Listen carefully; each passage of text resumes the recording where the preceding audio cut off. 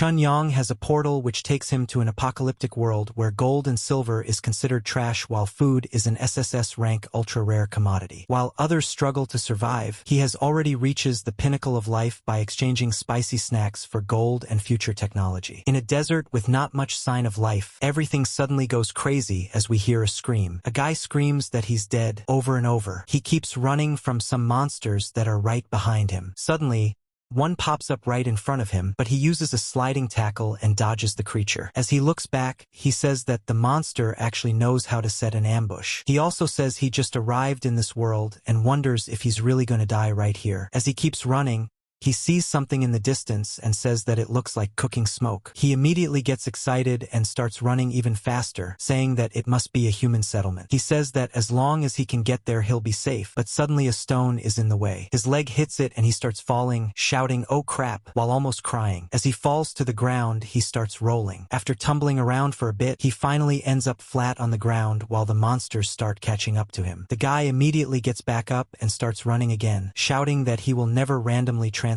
again. Just as he gets close to the human settlement, he suddenly hears a gunshot. A monster right behind him gets taken down and falls directly on top of him. It's a pretty weird situation, and he's clearly terrified. Then the person who fired the shot starts reloading. As more monsters come rushing in, they all get shot down as well. The guy says that he's saved. As he stands up with the monster still on top of him, he looks back and sees a lady. She asks how long he plans on hugging that thing. He suddenly realizes the monster has definitely gotten a little too attached to him. Pushing it away, he tells it not to touch him. Then he thanks the lady, but the lady immediately points the gun right at his face. She tells him not to move and asks for his name. The guy quickly raises his hands in surrender and says his name is Chun Yong, the Yong from Sunshine. The lady asks why he suddenly appeared near their camp. Chun Yong says that if he told her he just got lost and somehow ended up here, would she believe him? The lady says he's still trying to lie to her because she clearly heard him talking about transmigrating earlier. Hearing that, the guy starts panicking in his head and thinks that if he tells her the truth, she'll definitely think he's crazy. Then the lady says he's not talking and that it looks like he doesn't want to live. Suddenly she smells something and says it smells really good. She immediately asks what is in his bag. The guy says, "Oh, you mean this?" After taking something out, he explains that he was just about to eat the spicy strip when he ran into a zombie,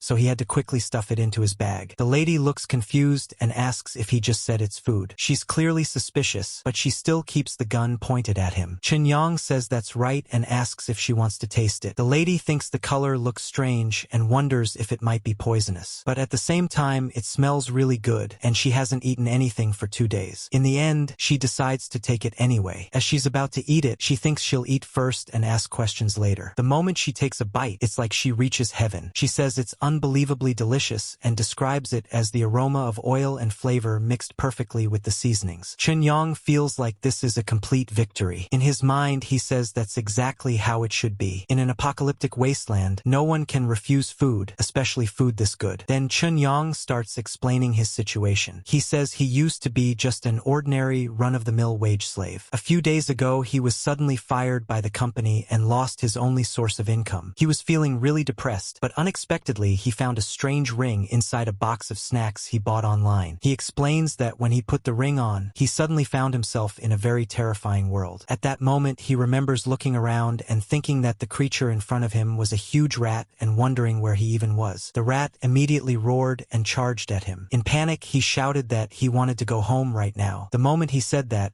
he suddenly found himself back in the real world, standing right in front of the empty box his boss had given him after firing him. Looking around in shock, he realized that even though he didn't understand the reason, the ring allowed him to travel freely between reality and the apocalypse. Based on all his years of watching anime, he quickly came to the conclusion that food is hard currency in an apocalyptic world. As long as he uses this advantage well, he believes he can climb to the very peak of life and get everything a guy could ever want. Back in the present, the lady who saved him is still enjoying the taste of the snack. But soon the last piece is gone, and she suddenly says in a slightly embarrassed voice that she finished it. She says she's really sorry and explains that it was just too delicious, so she couldn't hold back. Chun Yong says it's okay. He explains that the organization he belongs to doesn't lack food, but it does lack many other things, which is why he was sent out to exchange supplies. The lady looks confused and says she can't believe that there's an organization in this world that doesn't lack food. Chunyang says she's looking at someone from that organization right now. Hearing that, the lady quickly asks if he can hire her. She explains that she's very familiar with the area, and whatever he wants to exchange food for, she can help him find it. She says her commission would just be 15 packs of the spicy strips he gave her earlier per month. Chunyang thinks for a moment and says it's not impossible, but the problem is that he knows absolutely nothing about her. The lady asks what he wants to know. Chunyang says he wants to know her name. She replies that her name is Lilu. Then he asks her gender. She responds by asking if he can't see it for himself. Then he asks her age. She says she's 19. Chunyang looks at her and says that she calls that 19. He comments that for someone living in the apocalypse,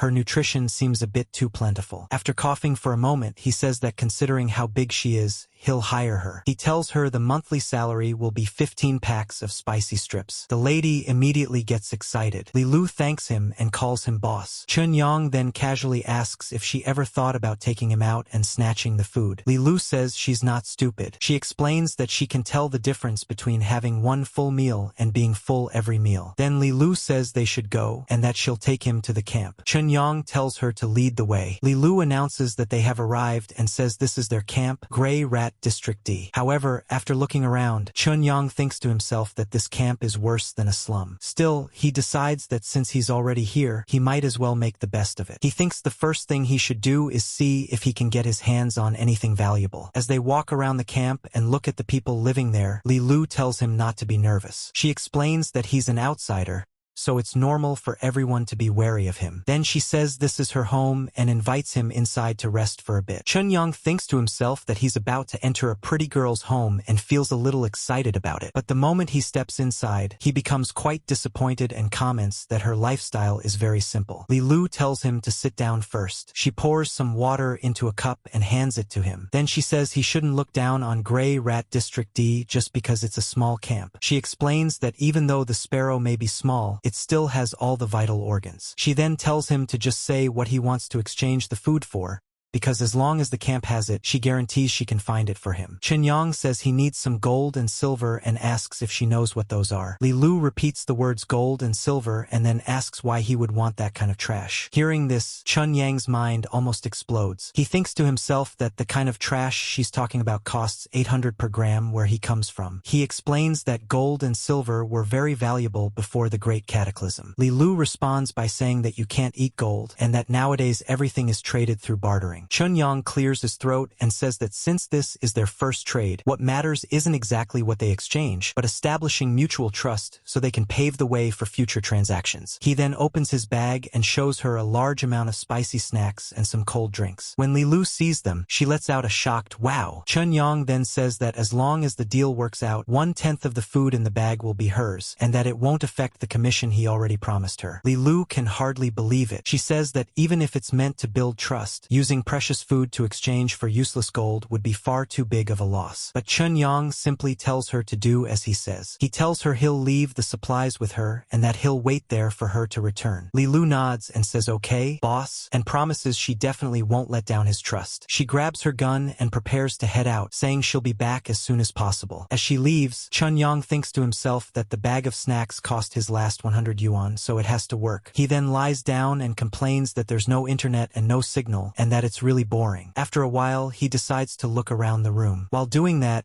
he notices a strip of paper and wonders if it's a newspaper. He takes a closer look and reads the date, Gregorian calendar year 2235. Then the next line completely blows his mind. It talks about the Great Cataclysm, nuclear bombs, genetic pollution, and zombies running rampant. About an hour later, Chunyang finally pieces everything together. He says that now he understands. This is Blue Star 200 years in the future. The Great Cataclysm Lilu mentioned was actually a nuclear war. Tens of thousands of nuclear bombs wiped out half of Blue Star's population. On top of that, it changed the entire planet's ecology and created the wasteland that exists now. After realizing this, Chunyang says that it means he didn't travel through space. He traveled through time. Just then, the door suddenly opens and Lilu says she's back. She shows him a bag and explains that there's very little gold and silver left in the camp. She says that what she brought is basically all of it because since it's truly useless now, no one bothers collecting it anymore. Chen doesn't say anything at first, but when he opens the bag and sees the glittering metal inside, the shine almost blinds him. Staring at it in shock, he blurts out that it's unbelievably shiny. After taking all the gold into his hands, Chen feels extremely happy. He starts laughing to himself and says that if the wasteland didn't produce someone like him,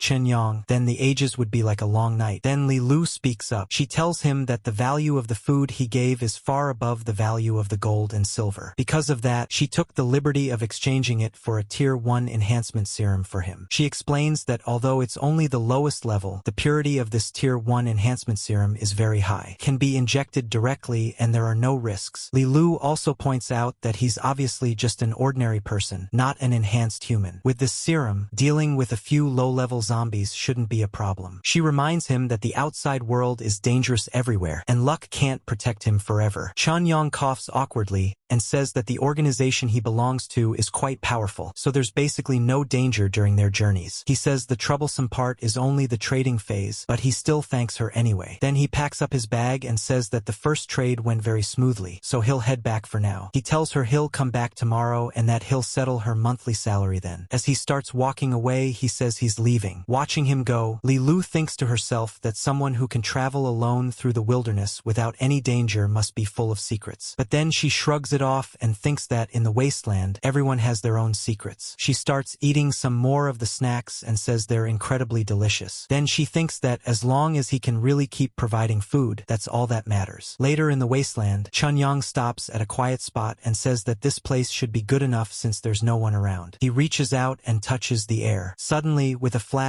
he disappears and returns to the real world, or rather, back in time. Once he's back, he quickly opens the bag and says he wants to check something. Inside, he sees all the gold he brought with him. Realizing that the gold is still there, he says that he's not dreaming. He then thinks that as long as he finds a gold shop to exchange this for money, he'll be rich. He tells himself that he, Chen is about to reach the peak of life. However, he also realizes he needs to control the amount of gold he exchanges at one time, otherwise it might scare people. Looking around carefully, he thinks that after all, there's no way he could explain the origin of this gold to anyone. After thinking about it, he finally lets out a sigh of relief. Then Chen looks at the serum and wonders if he should use the enhancement serum. He thinks that Li Lu has a point. His body is too weak in the apocalypse. Right now, he can't even beat a regular zombie. If he wants to establish a foothold in that world, he has to strengthen himself first. Then another thought crosses his mind. He complains that the thing doesn't even come with an instruction manual and says they really don't care about user experience. After thinking for a moment, he decides to just go for it and injects the serum. The serum immediately enters his bloodstream, but at first he doesn't feel any changes. He comments that it seems like nothing happened. Suddenly his heart starts beating extremely powerfully, and the serum bottle in his hand shatters from the pressure. He begins to feel intense pain and starts screaming, saying it hurts so much that it feels like every muscle in his body is being torn apart. The pain doesn't stop and lasts for quite a while, but slowly his muscles begin to grow and reshape. When it finally ends, he looks down at himself and realizes he's completely jacked. He asks if it's finally over and wonders if that body is really his. He looks at his muscles and says the muscle lines rival Arnold's. He also checks the top of his head and jokes that it hasn't become pointy either. He then comments that doomsday technology is really domineering. After calming down, he thinks about what Li Lu said earlier. She mentioned that this serum was only the lowest level. He starts wondering that if a higher grade serum were used, could it turn someone into something like One Punch Man? Just then, a voice calls from outside and asks Chen to help open the door. Chen says he's coming and goes to open it. A girl named Shuya walks in. She's an 18th tier actress and also Chen Yang's roommate. She apologizes and explains that she forgot her keys. Chen tells her there's no need to be polite since they're roommates anyway. However, the moment Shuya looks at him, she freezes, as if struck by an arrow of passion. Shuya suddenly lets out a giggle and starts walking toward him. Chen gets a little confused and asks Shuya what's wrong with her. Shuya looks at him and says she never noticed before that he's actually so stacked. Then she mentions that she didn't pass her audition today and says he must have come to comfort her on purpose. But as she gets a little too close,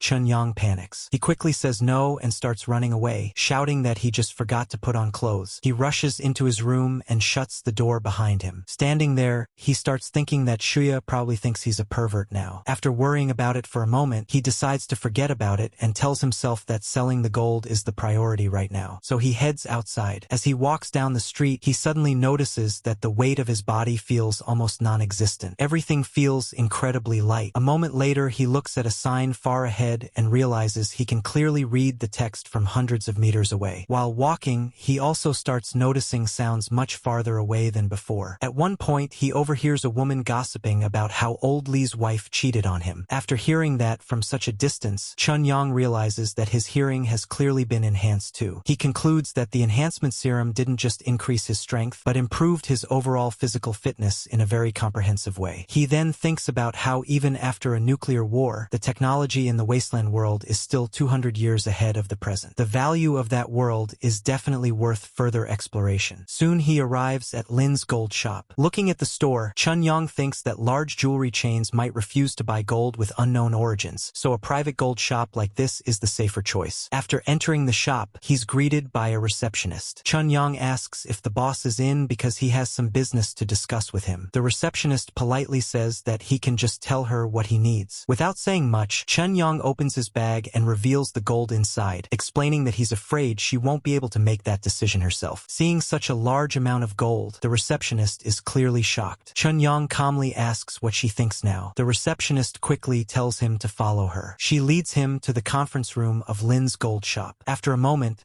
the boss walks in and introduces himself as Lin Tao, the owner of the shop. He politely asks how he should address him. They shake hands and Lin Tao says it's nice to meet him. Chunyang simply says that his surname is Chun. Lin Tao then respectfully addresses him as Mr. Chun and invites him to sit down. Chunyang takes out the gold and places it on the table. Lin Tao looks at the gold bars on the table and asks if Chunyang wants to sell them. Chunyang confirms that he does. Lin Tao picks up one of the bars and examines it carefully. He then says that since the transaction amount is quite large, he needs to use an instrument to verify the purity. He asks if Mr. Chun would mind. Chunyang tells him to go ahead. In his mind, Chunyang thinks that gold and silver are useless in the Doomsday Wasteland, and no one there even bothers forging gold. So he feels completely confident letting them check it however they want. A moment later, Lin Tao runs the test using the machine. The result shows a purity of 99.99%. Seeing the result, Lin Tao is surprised and thinks that it's actually all pure 9,999 gold. Chunyang asks what the result is. Lin Tao says the quality is very good and tells him that he can offer a buyback price of 400 yuan per gram. Hearing that number, Chunyang is stunned. In his excitement, he accidentally cracks the glass he's holding. In his mind, he quickly starts calculating. At 400 yuan per gram, one gold bar weighing 1 kilogram would be worth 400,000 yuan. With 3 gold bars, that would be a total of 1.2 million yuan. Just thinking about that number makes him extremely happy inside. Lin Tao says that of course Chunyang will need to provide a formal invoice. Chunyang says he doesn't have that, but assures him that the source is absolutely clean and there won't be any trouble. Lin Tao replies that words alone are no proof. Buying such a large batch at once carries significant risk for him. Chunyang,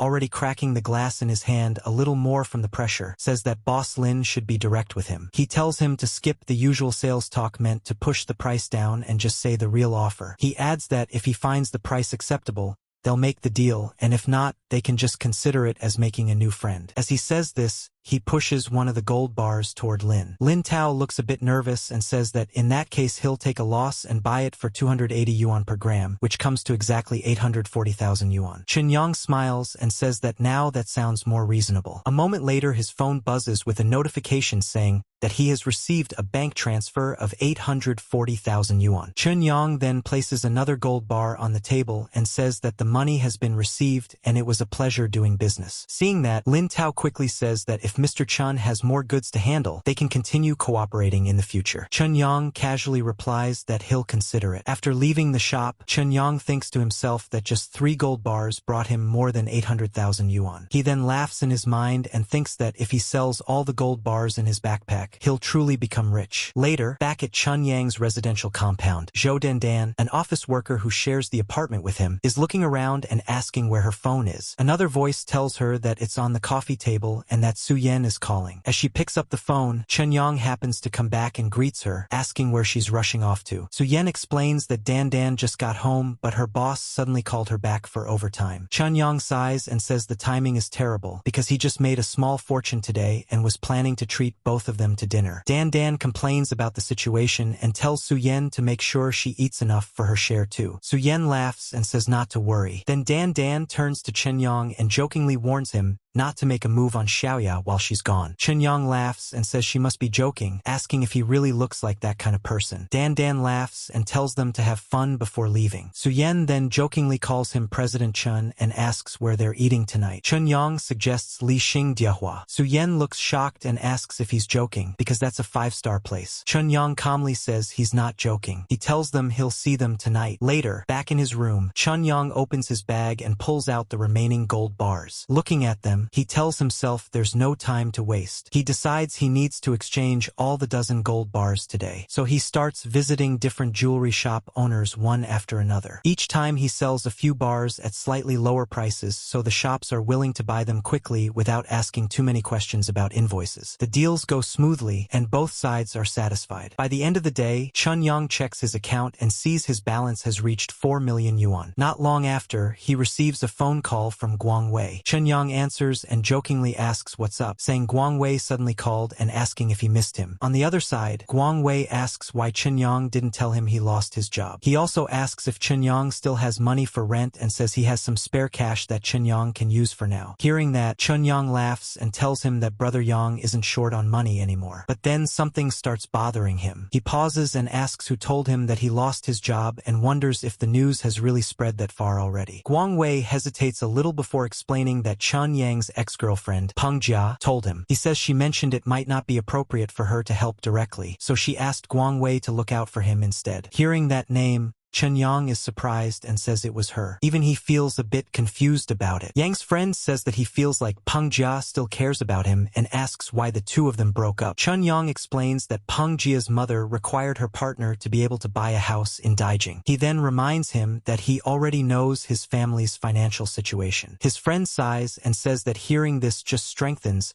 his determination to remain a single dog. Chen-yang then asks something that suddenly comes to mind. He wonders how Peng Jia even found out about his situation, since he hasn't contacted her once since they broke up. His friend explains that it was that rich second-generation kid, Zhang Jinglong, who told her. He reminds Chen-yang that the guy has always been interested in Peng Jia. Then his friend adds something else. He says that supposedly Zhang Jinglong even bought shares in Chen Yang's old company and specifically named him to be fired just to strike at him. Hearing this, Chen Yang's mood immediately turns dark. He says coldly that it's good, very good, so that's how it really is. His friend quickly tells him to calm down and not do anything stupid. Chen Yang replies that his mind is wandering too far and asks if he really looks like the kind of person who would do something reckless. His friend says that's good to hear, then tells him he's hanging up and that he should take care. Chen Yang says goodbye as well. But the moment the call ends, Chen Yang mutters angrily that Zhang Jinglong is really shameless. After a moment, he suddenly checks the time and realizes it's getting late. He says he needs to hurry to the hotel and immediately starts running. Later,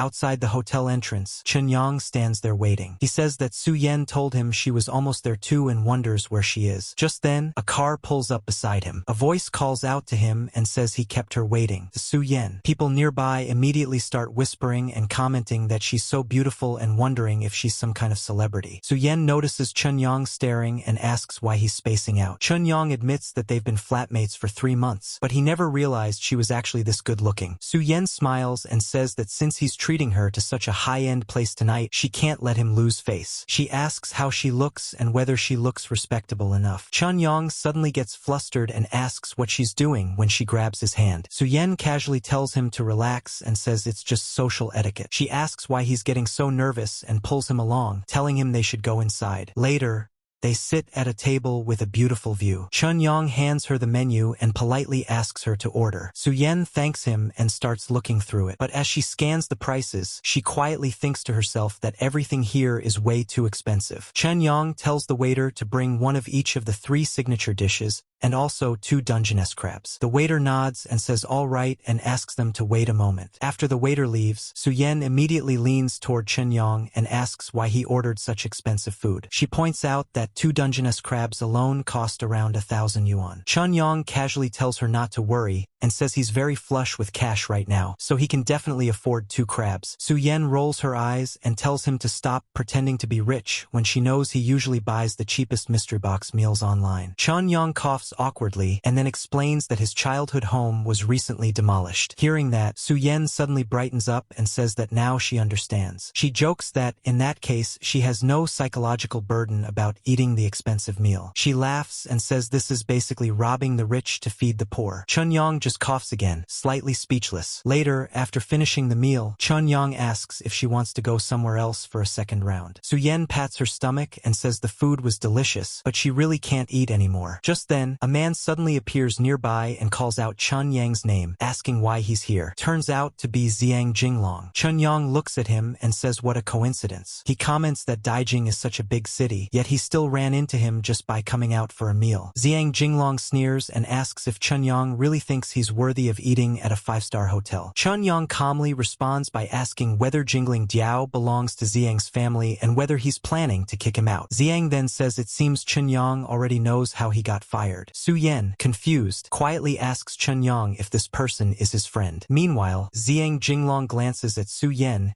and is immediately stunned by how beautiful she is. In his mind, he thinks that she's incredibly hot. He then starts scheming to himself. He thinks that Chen-yong must have brought her here to pick up girls, so he decides he'll expose Chen-yong as a poor loser and, if possible, steal the girl away as well. Zhang Jinglong turns to Su-yen and tells her not to be deceived by Chen-yong. He says he's Chen-yang's college classmate and knows him inside out. According to him, Chen-yong is extremely poor, recently got fired, and can barely afford rent. He continues by saying that bringing her to a place like this probably cost Chen-yong a fortune just to pretend to be a big shot. Zhang claims that Chen-yong is the type who first blinds girls with false appearances and then tricks them until they lose both their body and their wealth. Hearing all these insulting accusations, Chen-yong immediately gets angry and asks if Zhang really thinks everyone is as low as he is. Su-yen calmly says that she understands and thanks him for the reminder. Zhang proudly introduces himself as Zhang Jinglong and says he hates seeing beautiful women get scammed. Then he adds that his company is currently looking for an image spokesperson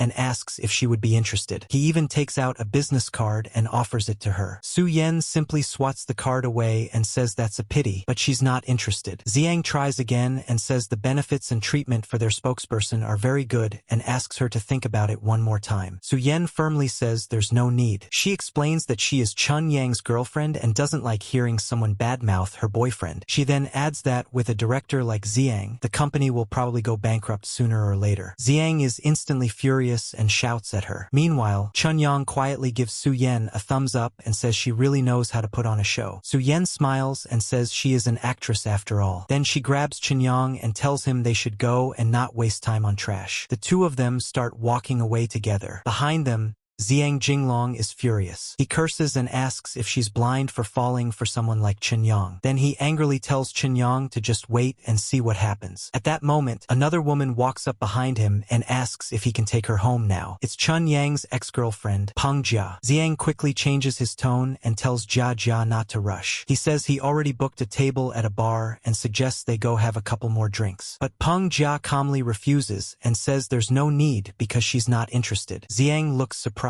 Peng Jia then tells him she'll transfer the money for tonight's meal to him. She walks toward the car while Zhang calls after her, repeatedly shouting Jia's name, but she doesn't respond. She simply gets into the car and leaves. Meanwhile, Zhang Jinglong stands there watching Peng Jia leave. Frustrated, he mutters angrily that every single one of them dares to put on airs in front of him. Not far away, Chen-yong and Su-yen are walking together. Su-yen comments that the guy they just met was really annoying. Chen-yong says that although Zhang Jinglong was annoying, running into him actually helped him realize something. Su-yen asks what he means. Chen-yong explains that after suddenly getting a lot of money, he had been wondering what kind of career he should pursue. But now he has made up his mind. He says he's going to open a game company and completely defeat Zhang Jinglong. Su-yen warns him that opening a company is very risky. She tells him he should think things through carefully and not act on impulse. Chen-yong confidently tells her not to worry and says she should just wait and watch the show. Later that That night, back at Chun Yang's residential compound, he's taking a shower. While bathing, he starts thinking seriously about his situation. He realizes that exchanging goods in the wasteland for gold might work for now, but as his assets grow,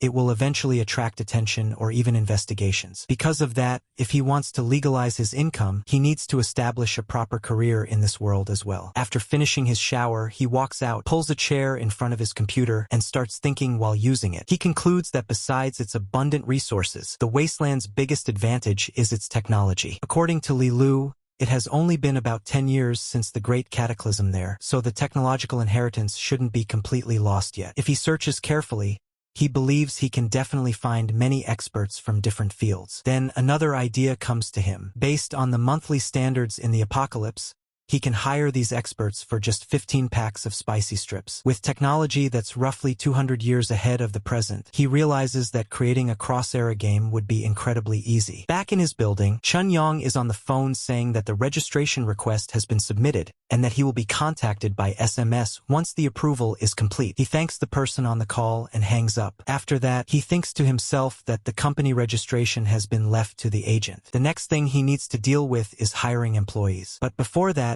he decides he should hurry and buy some food and head to the wasteland again. While thinking about it, he realizes something important. Since that place is actually the world 200 years in the future, it's probably not a good idea to bring snacks again. If someone with sharp eyes notices the production dates, it could create unnecessary trouble. Later, he goes shopping and walks up to a store counter. The receptionist greets him and asks if he wants to buy something. Chun Yang casually says he wants to buy 50 caddies of pork. Hearing that, the receptionist is shocked and repeats the number in disbelief. About half an hour later, Chun Yang is pushing a cart filled with supplies. Looking at it, he happily says he'll take all of it. He also adds 20 caddies of potatoes, 20 caddies of corn, and 20 caddies of Chinese cabbage. Later, back at his home, Chun Yang struggles to carry the large packages inside. As he sets them down, he shouts heave-ho while catching his breath. He then thinks that even though the physique enhancement made this kind of weight feel like nothing, constantly moving things back and forth like this is still very troublesome. He realizes that it's manageable right now since he only has a few supplies, but once the company is established later, how will he move enough food to feed dozens or even hundreds of people? Just as he's thinking about this problem, the ring on his finger suddenly begins to glow. In the next moment, the entire package in front of him disappears.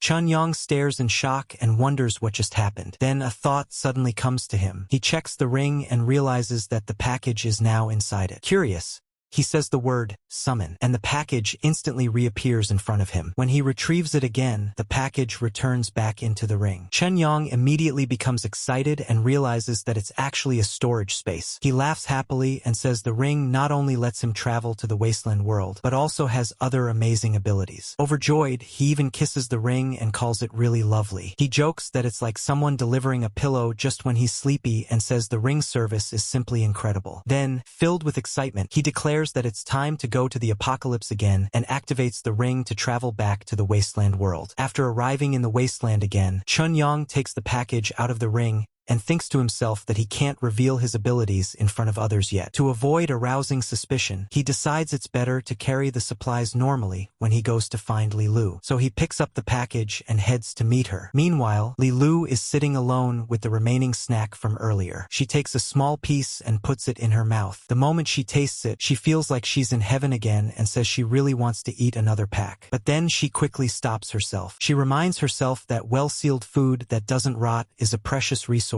in the wasteland. If she saves it carefully, one pack could help her survive for more than a week in this desperate environment. Then a sudden thought hits her. She realizes that Chun Yang exchanged precious food for a pile of useless gold yesterday. She starts worrying that Chun Yang might get blamed or punished by his organization for doing that. She tries to comfort herself by thinking that an organization with such abundant food supplies probably wouldn't lack members. For someone like Chun Yang to casually trade food like that, his position must be quite high. Still, she imagines him being punished by the organization and shouting for another chance, which makes her feel uneasy. In the end, she sighs and tells herself that he probably won't come back anyway. Maybe everything that happened yesterday was just a beautiful dream. Just then, the door suddenly opens. Chun Yang walks in carrying a huge package and casually tells her to come help move the stuff. The moment Li Lu sees him, she jumps up in excitement and shouts, "Boss!" She rushes forward and throws herself at him, causing the things he's carrying to scatter all over the ground. Overjoyed, overjoyed. Li Lu says she can't believe he really came back and that it's great to see him again. She even starts tearing up and admits that she thought he was lying to her yesterday. Chun Yang looks confused and asks why he would lie to her. Li Lu explains that yesterday she only brought him a bag of useless gold, and the value of a Tier 1 enhancement serum simply can't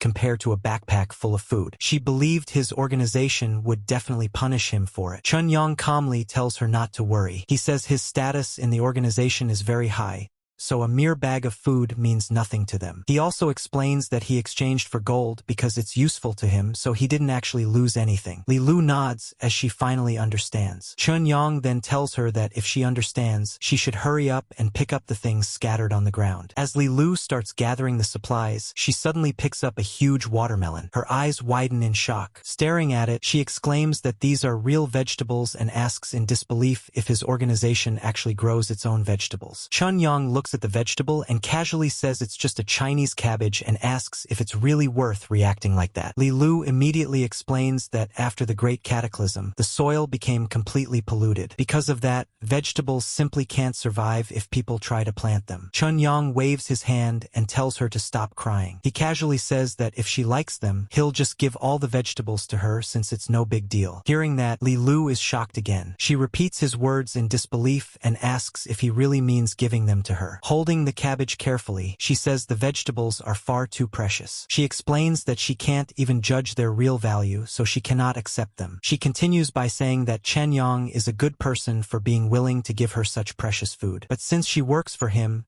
she will only accept the salary she deserves. Hearing that, Chun Yang silently thinks that he just got hit with a good person card. He then tells her that he has already thought about a better salary system for her. Compared to spicy strips, real food that can actually fill her stomach would be much more suitable. He also tells her that if she needs anything else in the future, she can mention it to him. However, in return, her service quality must keep up. Li Lu immediately says she will do her utmost to satisfy him. Chun Yang then clarifies that their current relationship is that of employer and employee. Her role is to act as his personal secretary and answer his questions whenever he needs information. Li Lu quickly says she understands. Chun Yang then explains that he brought meat and vegetables this time because he wants her help hiring more people. Li Lu looks surprised and asks if he wants to recruit more workers. She also asks if he has any requirements. Chun Yang says the first requirement is high loyalty. After that, it would be best if they have some kind of special ability.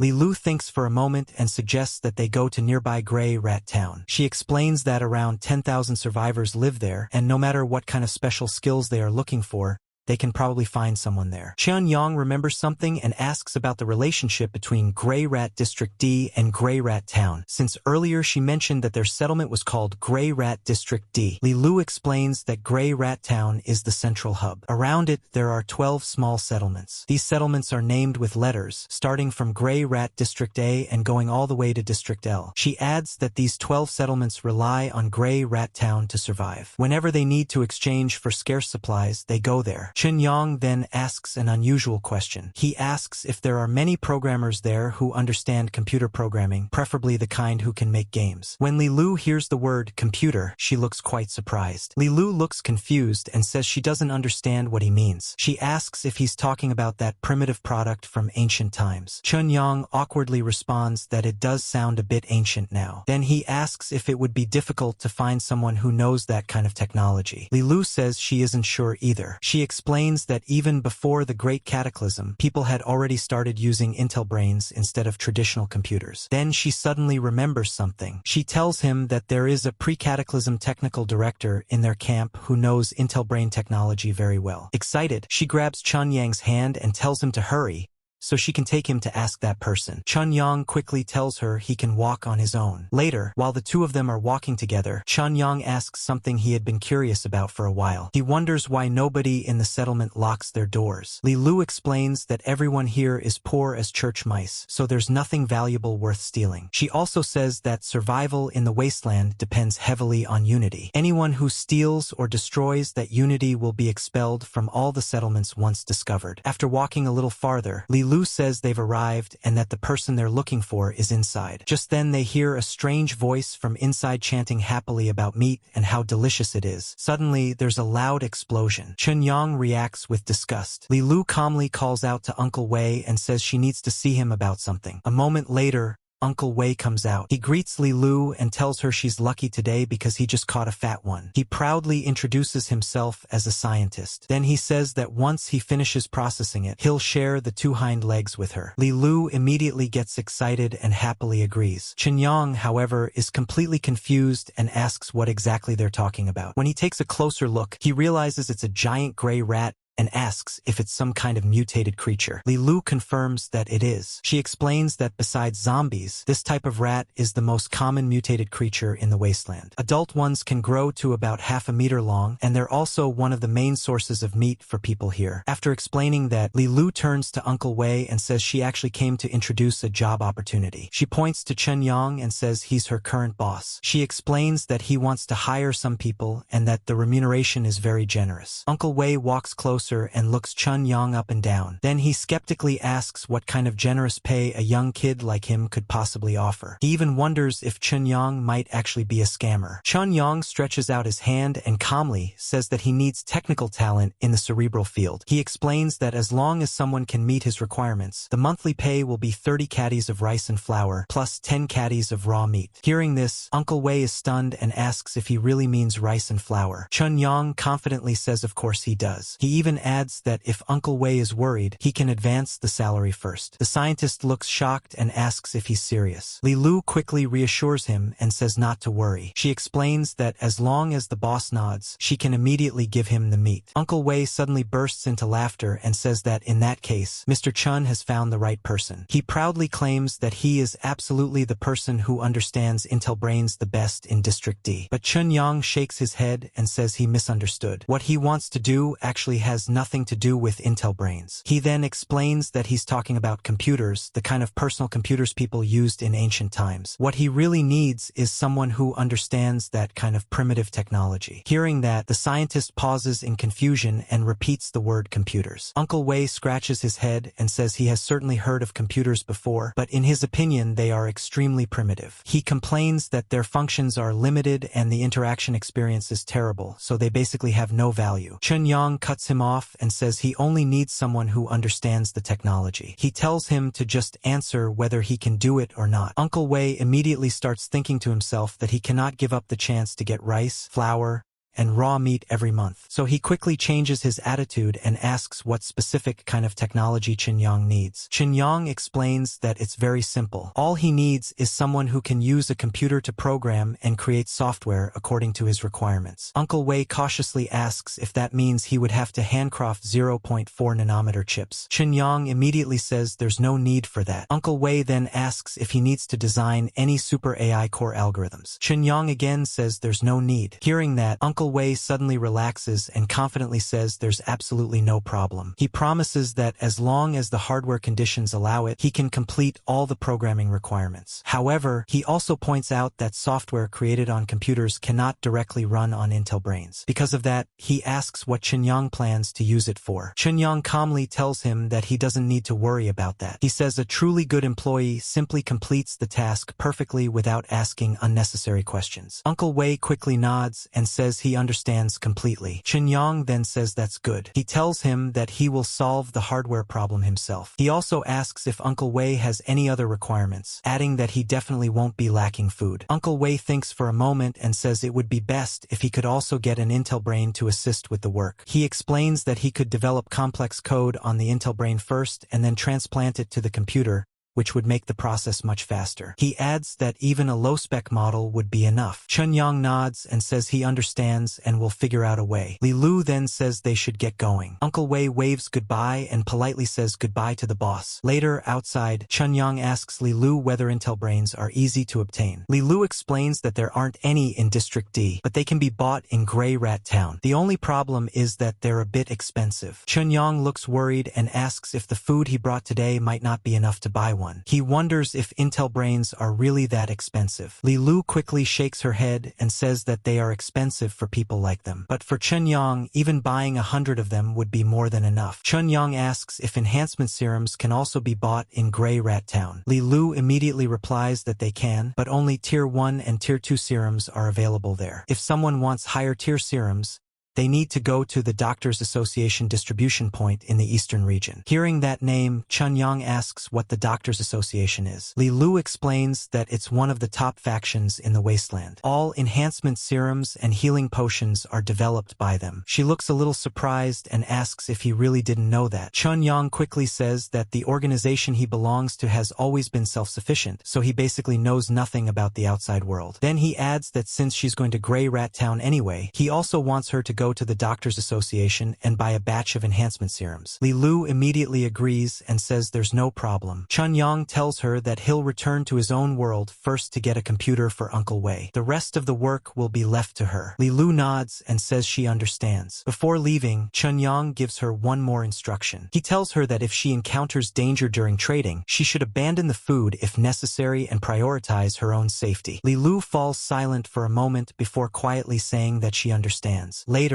as the sun sets, Chun Yang returns to his room in the present world. Thinking about the deal he just made, he says that paying 30 caddies of rice and flour plus 10 caddies of raw meat is basically hiring a technical director for less than 400 yuan a month. To him, the wasteland really feels like a gold mine of opportunities. He stretches and jokingly says that ordinary people like him are truly living happily now. Just then, he notices Zhou Dandan lying nearby, scrolling on her phone while thinking about what she should order on Pinduoduo for dinner. Seeing her relaxed pose makes Chun Yang feel a little awkward, though he secretly finds it amusing. Suddenly, Dan notices him and becomes flustered. She quickly sits up and tells him to stop staring. Confused, she asks why he's at home because she looked in his bedroom earlier and there was clearly no one there. Chun Yang casually says he's been home the whole time and suggests she might have remembered wrong. Then he says he has something to do and needs to go out, but promises to treat her to dinner tonight. With that, he quickly rushes out the door. After he leaves, Dan sighs and mutters to herself that men are all big pig trotters. Later outside, Chun Yang remembers that Su Yen failed her audition earlier. He recalls that she sometimes works part-time at Computer City, so he decides to go there and buy a computer from her. When he arrives, he sees Su Yen working at the reception desk. At that moment, a man walks up to her and starts talking in a suggestive tone. He asks if she has reconsidered his proposal and says that as long as she agrees, he'll pick up the goods tomorrow. Su Yen immediately shuts him down. She calmly tells him that they sell computers there and do not provide the kind of service he's implying. Chun Yang gestures and calls out to the sales associate, asking if she can come over for a second because he has some questions. Su Yen quickly walks over and whispers that thank goodness he showed up because she was about to be annoyed to death by that damn fatty. Chun Yang asks if the guy was bargaining too aggressively. Su Yen says not at all. She explains that he's building a Buyuan computer but keeps insisting that she go drink with him tonight. She then asks Chun Yang if she really looks like the kind of person who would agree to something like that. Then she asks what he actually came for and jokes that he didn't come just to watch her make a fool of herself. Chun Yang says he came to build a computer, of course. He reminds her that he told her earlier he was starting a game company. He then asks her to help him assemble a top-spec desktop computer. He specifically tells her to install the newest and most expensive graphics card and all the best components. Su Yen is surprised and says the highest spec computer in the shop costs around 100,000 yuan. She reminds him that he's opening a company, not just playing games himself, and asks why he needs something that expensive. Chun Yang explains that he needs a high-spec machine to test the software's load limits. Su Yen nods and tells him to wait there for a moment while she goes to get the equipment. While she goes inside, the fat man who was bothering her earlier walks over again. He mutters to himself that he must get that girl today. Then he asks Chun Yang what he's planning to buy and what his budget is. Chun Yang simply points to a computer labeled 100,000 yuan and says that's the one they're buying. The fat man is completely stunned and asks if he's serious about buying the top-spec machine. Just then Su Yen comes back carrying the packaged computer and says his order is ready. She tells him the total is 130,000 yuan and asks how he would like to pay. Seeing the transaction actually happening, the fat man is completely shocked and asks if this this is really real. Chunyong then looks at him and jokingly asks if he still wants him to go drink with him. The fat man immediately backs off and runs away, saying there's no way. Meanwhile, back in Grey Rat Town, Li Lu is walking through the streets with a large backpack. Some people nearby begin watching her. One man approaches her and asks if she wants to hang out and have some fun together. Li Lu bluntly says she's not interested, but the man keeps moving closer and whispers to his companions that her backpack looks very full, which probably means she's carrying something valuable. Li Lu immediately tells him to get lost. She pulls out her gun slightly and warns him that if he doesn't back off, she won't hesitate to get rough. The man who approached Li Lu backs off when he sees the gun, but one of the others mutters in surprise that she's actually carrying a weapon. Li Lu continues walking forward while keeping her composure. Inside, she keeps reminding herself to stay calm. She knows she absolutely cannot show even the slightest weakness, because if she does,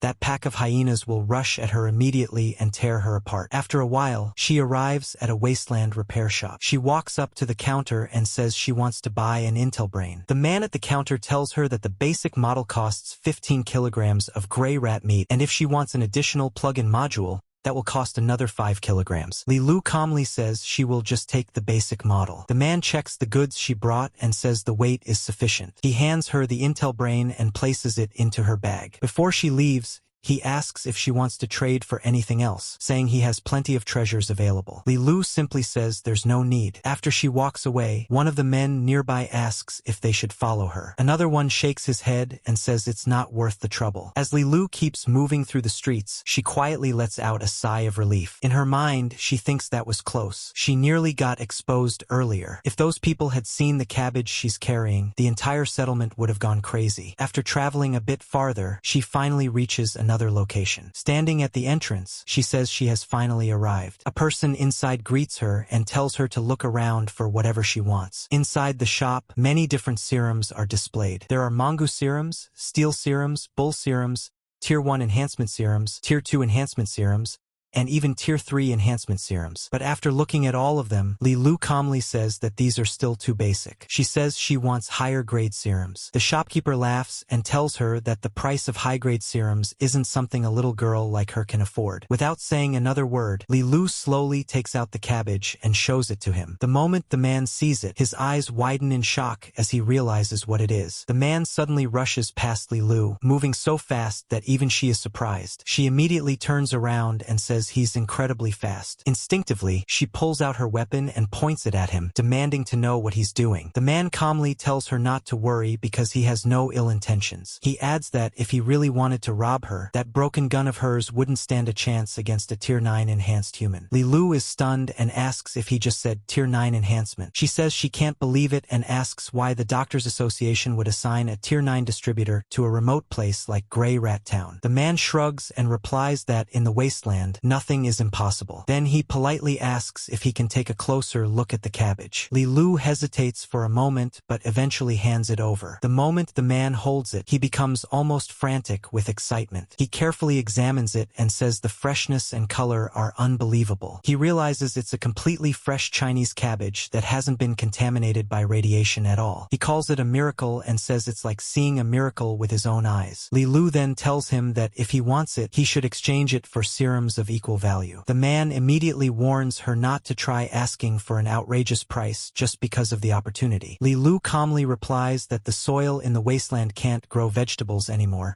so he should understand the value of something like this. The man nods and says he does understand that its value comes from its rarity. However, he also says he doesn't want his trading partner to be an opportunistic villain. Li Lu reassures him that she has enough sincerity to complete the deal fairly. Hearing that, the man agrees and presses a button. A hidden compartment opens, revealing several items. He says he will also show his sincerity. He presents a complete set of enhancement serums from Tier 1 to Tier 6, along with a healing potion capable of curing diseases caused by cellular mutation. Then he points to the main attraction, a brand new carbon fiber bio-warmer armor. armor. Li Lu looks shocked and asks if all of those items are hers. The man immediately says of course not. He tells her she can only choose 2 items, and he tosses them in front of her. Confused, Li Lu asks why he bothered introducing the armor if she can't take it. The man smiles and says it's naturally for their second transaction. He presses the button again and the display disappears. Then he tells her that if she wants that armor, she'll have to bring more Chinese cabbage or other vegetables next time. Hearing that, Li Lu suddenly becomes suspicious and wonders how he knew she had access to other vegetables. The man explains that the Chinese cabbage is so perfect that it clearly isn't some accidental product. In his opinion,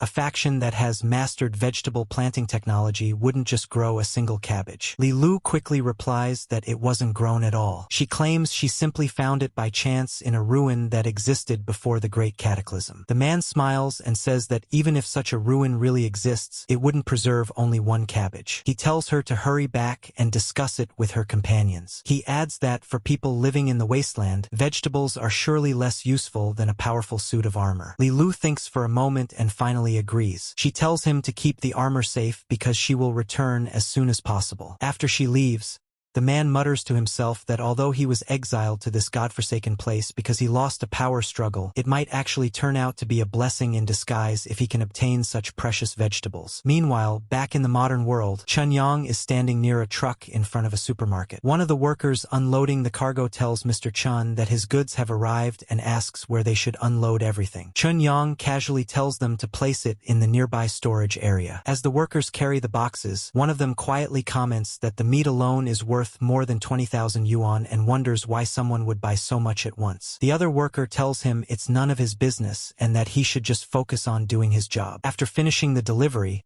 the worker tells Chun Yang that if he needs anything else, he can contact them anytime. Then they drive away in the truck. Chun Yang looks around the empty alley and says he's lucky that there's usually no one there and no surveillance cameras. Otherwise, he wouldn't even know where to store such a large amount of goods. Once he's sure the coast is clear, he activates his ring and stores everything inside it in one go. But then he starts thinking more seriously about the situation. He realizes this method isn't a long-term solution. With such huge quantities of supplies, sooner or later someone will run into him while he's doing this. He even jokes to himself that if he somehow ends up trending online again, he'll be completely exposed, down to the last detail. After thinking it over carefully, Chun Yang decides that as a temporary solution it would be better to rent a private factory building. He also considers finding a food factory to cooperate with. That way, not only would he have a proper place to store supplies, but he could also greatly increase the variety of food he brings to the wasteland. Chun Yang thinks to himself that just as he expected, the storage space inside the ring is in a state of absolute stasis. No matter how much fresh food he stores inside, he doesn't have to worry about it spoiling. To test it out, he takes out a nice ice cream and eats it. While he's enjoying it, he suddenly receives a phone call. The voice on the other end informs him that the registration process for Chun Yang Technology Company Limited has been completed. Chun Yang calmly replies that he understands. After hanging up, he smiles and says that from now on, his career has officially begun. Later, when he returns home, he announces that he's back. Dan immediately asks where he went earlier since he left in such a hurry. She jokingly asks if he went out for a job interview. Chun Yang tells her he forgot to mention something earlier. He explains that he opened a company himself, so he doesn't need to look for a job anymore. Dan looks at him suspiciously and says he doesn't think she's as easy to fool as a 3-year-old. Does he? Chun Yang insists he's not lying and repeats that his hometown recently got demolished. Hearing that, Dan suddenly understands. She says that explains why he was suddenly generous enough to treat them to dinner at that expensive restaurant the night before. She jokes that he must have been showered with demolition money. She sighs and says he's really lucky. Her family lives in a small county town, so even if their place were demolished, they wouldn't get much money. Then she notices something strange and asks why he's covering his nose. Chun Yang casually changes the topic and asks how much her salary is now. Dan replies that her take-home pay is only a little over 5,000 yuan a month. She jokes that if the company didn't provide meals, she would have starved to death on the streets a long time ago. She dramatically collapses onto the couch and sighs, wondering when the heavens will finally open their eyes and let people like them experience the feeling of getting rich overnight. Chun Yang laughs and says getting rich overnight might be impossible. But then he offers her something else. He asks if she wants to consider joining his company. He says he can give her triple her current salary, 15,000 yuan a month. Dan immediately immediately starts calculating in her head. She realizes that if she saves carefully, she could save nearly 100,000 yuan in a year. Excited by the thought, she imagines being able to eat hot pot whenever she wants and buy new bags whenever she feels like it. Chen smiles and asks if that means she agrees. Dan says she hasn't agreed yet. She explains that what if his company goes bankrupt in just a few days. She tells him to explain the company's situation first, and she'll make a decision after judging it. As she speaks, she even takes out a pen and starts writing notes. Chen explains that the company was just registered today with a capital of 1 million yuan. He adds that the company will mainly focus on PC and mobile games. Dan nods while writing, but then says the company sounds pretty unreliable so far. She points out that aside from having money, it doesn't seem to have anything else yet. She asks whether a game company shouldn't have a development roadmap and a technical team. Chen confidently tells her not to worry, because that is exactly where their company's greatest competitive advantage lies. Dan continues thinking like a professional and says that the most important task right now is to find a suitable office building. She also says they'll need to arrange licenses and various applications. Just as she finishes talking, she grabs her bag and prepares to head out. Chen asks where she's going. Dan casually replies that she's obviously going to resign. Hearing that, Chen feels a little emotional. In his mind, he realizes she's actually supporting him with her actions.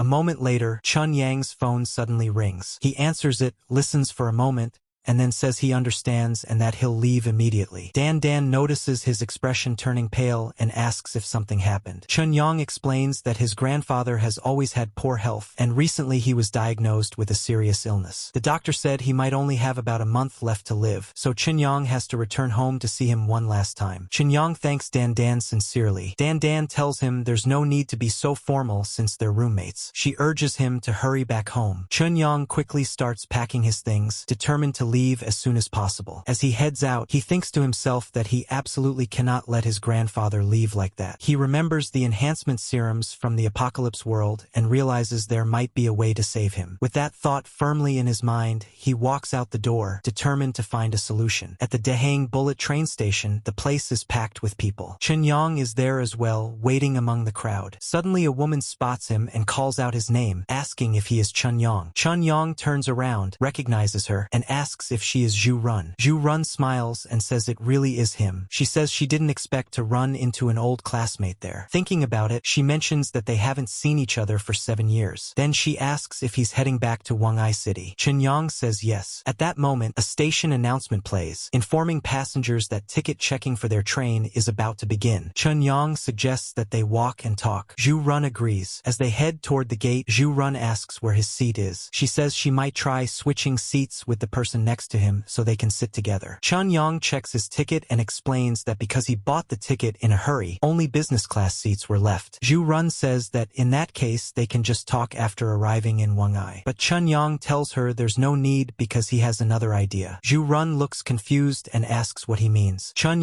asks her to wait for a moment and walks over to a nearby staff member. He politely asks if there are any empty seats in business class. The staff member checks and says yes. She explains that out of the 4 business class seats in his row, only his ticket has been sold. Chen asks her to change Zhu Run's ticket to the seat next to his and says he will cover the cost. Zhu Run is stunned when she hears this and can only say wow. The staff member processes the change and hands Zhu Run the new ticket, asking her to keep it safe. Overjoyed, Zhu Run immediately runs over and hugs Chen thanking him excitedly. Chen gets a little flustered by the sudden hug. Zhu Run notices and asks what's wrong. Chen awkwardly says it's nothing and tells her she's welcome. Later, inside the train, Zhu Run looks around curiously and says it's her first time sitting in business class. She comments that it really is much more spacious than the regular carriages. Then she asks Chen something she's been wondering about. She remembers that he was already working in Dahang and asks why he suddenly decided to go back to Wang'ai. Chen explains that his grandfather is sick. Zhu Run gently places a hand on his shoulder and tells him not to worry too much. She says that medical science is very advanced now, so his grandfather will surely be cured. Chen Yang nods. Then he asks why she came to Dahang. Zhu Run explains that she came to promote her father's factory and drum up business. Chun Yang remembers something and says he recalls that her father runs a food factory. Zhu Run says that's right. Her father does run a food factory. But unfortunately, in the past 2 years things have been really difficult. Most people now only trust big brands when buying food products, so small factories like theirs are struggling. She explains that the business has been constantly losing money and they can barely afford to pay the workers' wages. Hearing this, Chun Yang secretly thinks this might actually be perfect. He had already been looking for a food supplier for long-term cooperation. Not only could this help an old classmate, but it would also allow him to steadily strengthen his wasteland team. So he tells Zhu Run that he might actually be able to help her. She looks surprised and asks how he could help. Chun Yang explains that he just happens to be looking for a food factory to partner with and sign a long-term supply contract. Zhu Run is shocked and asks if he's serious. Chun Yang says of course he is, but he will need to visit the factory and inspect it first. Zhu Run says that's no problem, but she's still curious. She reminds him that they both just graduated from university not long ago, so she wonders why he suddenly has such a large order demand. Chun Yang casually explains that he recently started his own company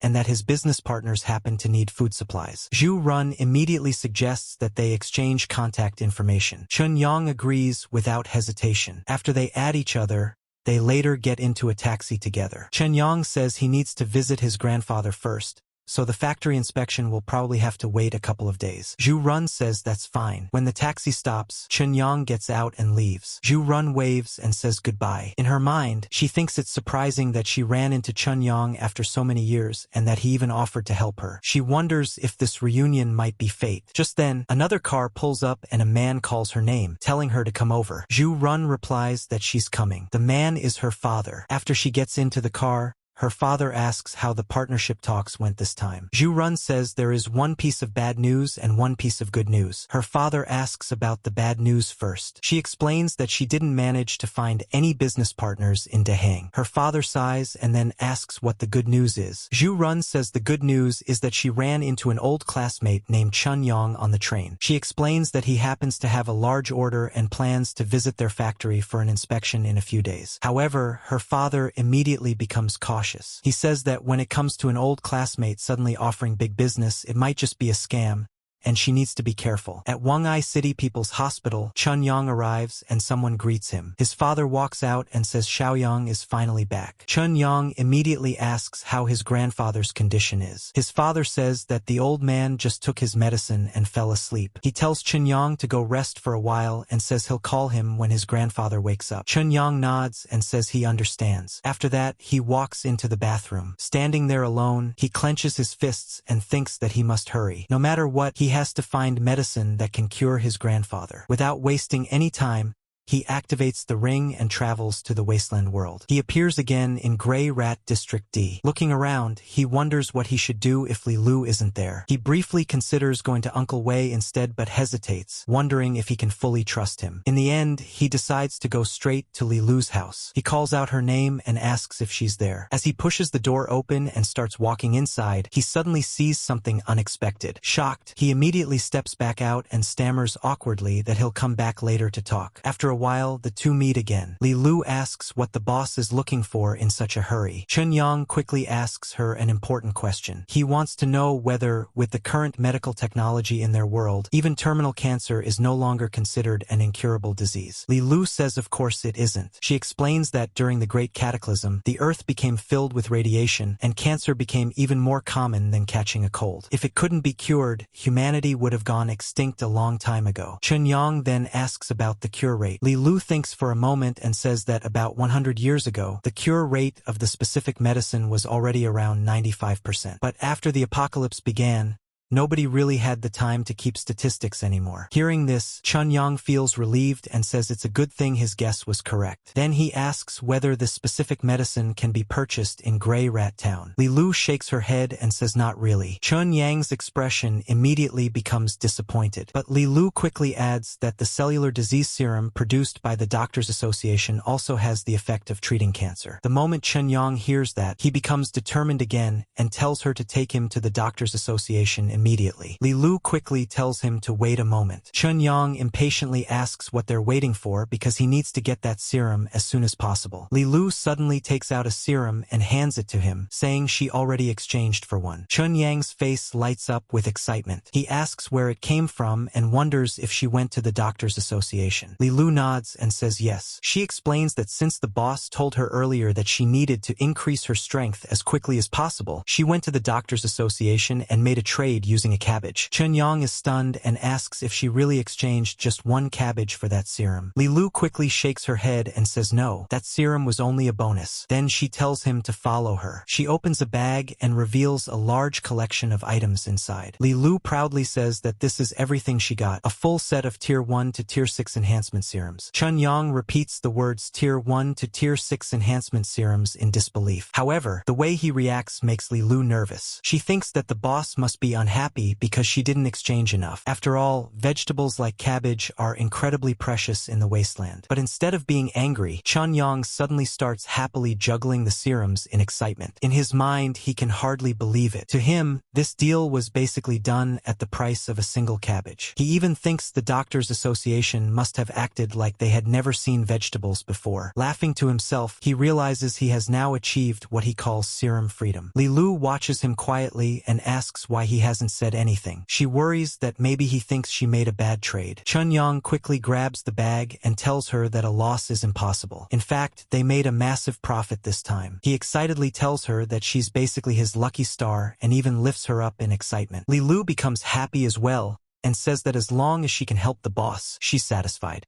Chun-Yang tells Li Lu to remember one thing: they should stick to this price. From now on, they should trade for as many serums as the other side is willing to offer. Li Lu says that works out perfectly because the distributor also expressed interest in continuing to trade with them. Chun-Yang asks her to tell him more about that distributor's situation. After hearing everything, Chun-Yang slowly processes the information. Looking thoughtful, he says he understands now and confirms that the man is a Tier 9 enhanced human. Li Lu then says that if the boss thinks the risk is too high, they can always find someone else to trade with. But Chun-Yang shakes his head and says there's no need. Based on what she described, this man, Jin Yen, actually seems like a very good partner. Li Lu asks why he thinks so. Chun-Yang explains that the man has 3 major advantages, and they happen to be exactly what they need. First, as a Tier 9 enhanced human, Jin Yen has a much higher clearance level. That means he has access to better channels for trading higher-end goods, like the biological armor she mentioned earlier. Second, his goal is very clear. He wants to fight his way back into the core power circle of the Doctors Association. To do that,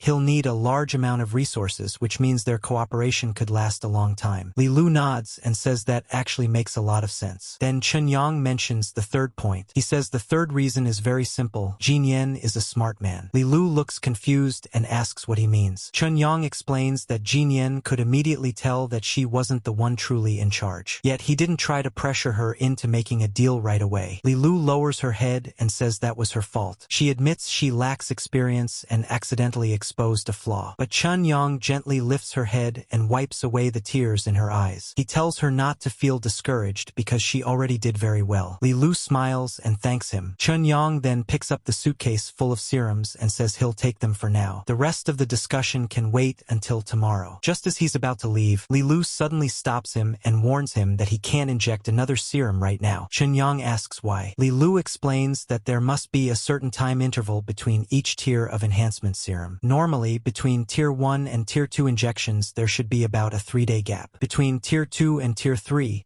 the interval should be more than a week. Chun-Yang asks if injecting them too quickly would cause side effects. Li Lu says of course it would. She explains that the body needs time to fully absorb the previous serum before taking the next one. Otherwise, the body simply won't be able to handle the strain and could break down. Chun-Yang is shocked when he hears this. He asks what she means and wonders how he's supposed to know when the serum has been completely absorbed. Li Lu explains that the person who injected the serum will naturally feel it. She says the body will give a very clear clear sense when the absorption is complete, so he'll understand when the time comes. Chun-yang nods and says he understands. He tells her he'll see her tomorrow. Li Lu replies, "Goodbye, boss." Soon after, Chun-yang returns to the modern world, back at Wongai City People's Hospital. He appears again inside the bathroom stall. Holding the bag of serums, he feels extremely excited. He thinks the whole process went much smoother than he expected. To him, the wasteland world really is a treasure trove. He looks at the serum and thinks that with this healing agent, his grandfather will definitely get better. Meanwhile,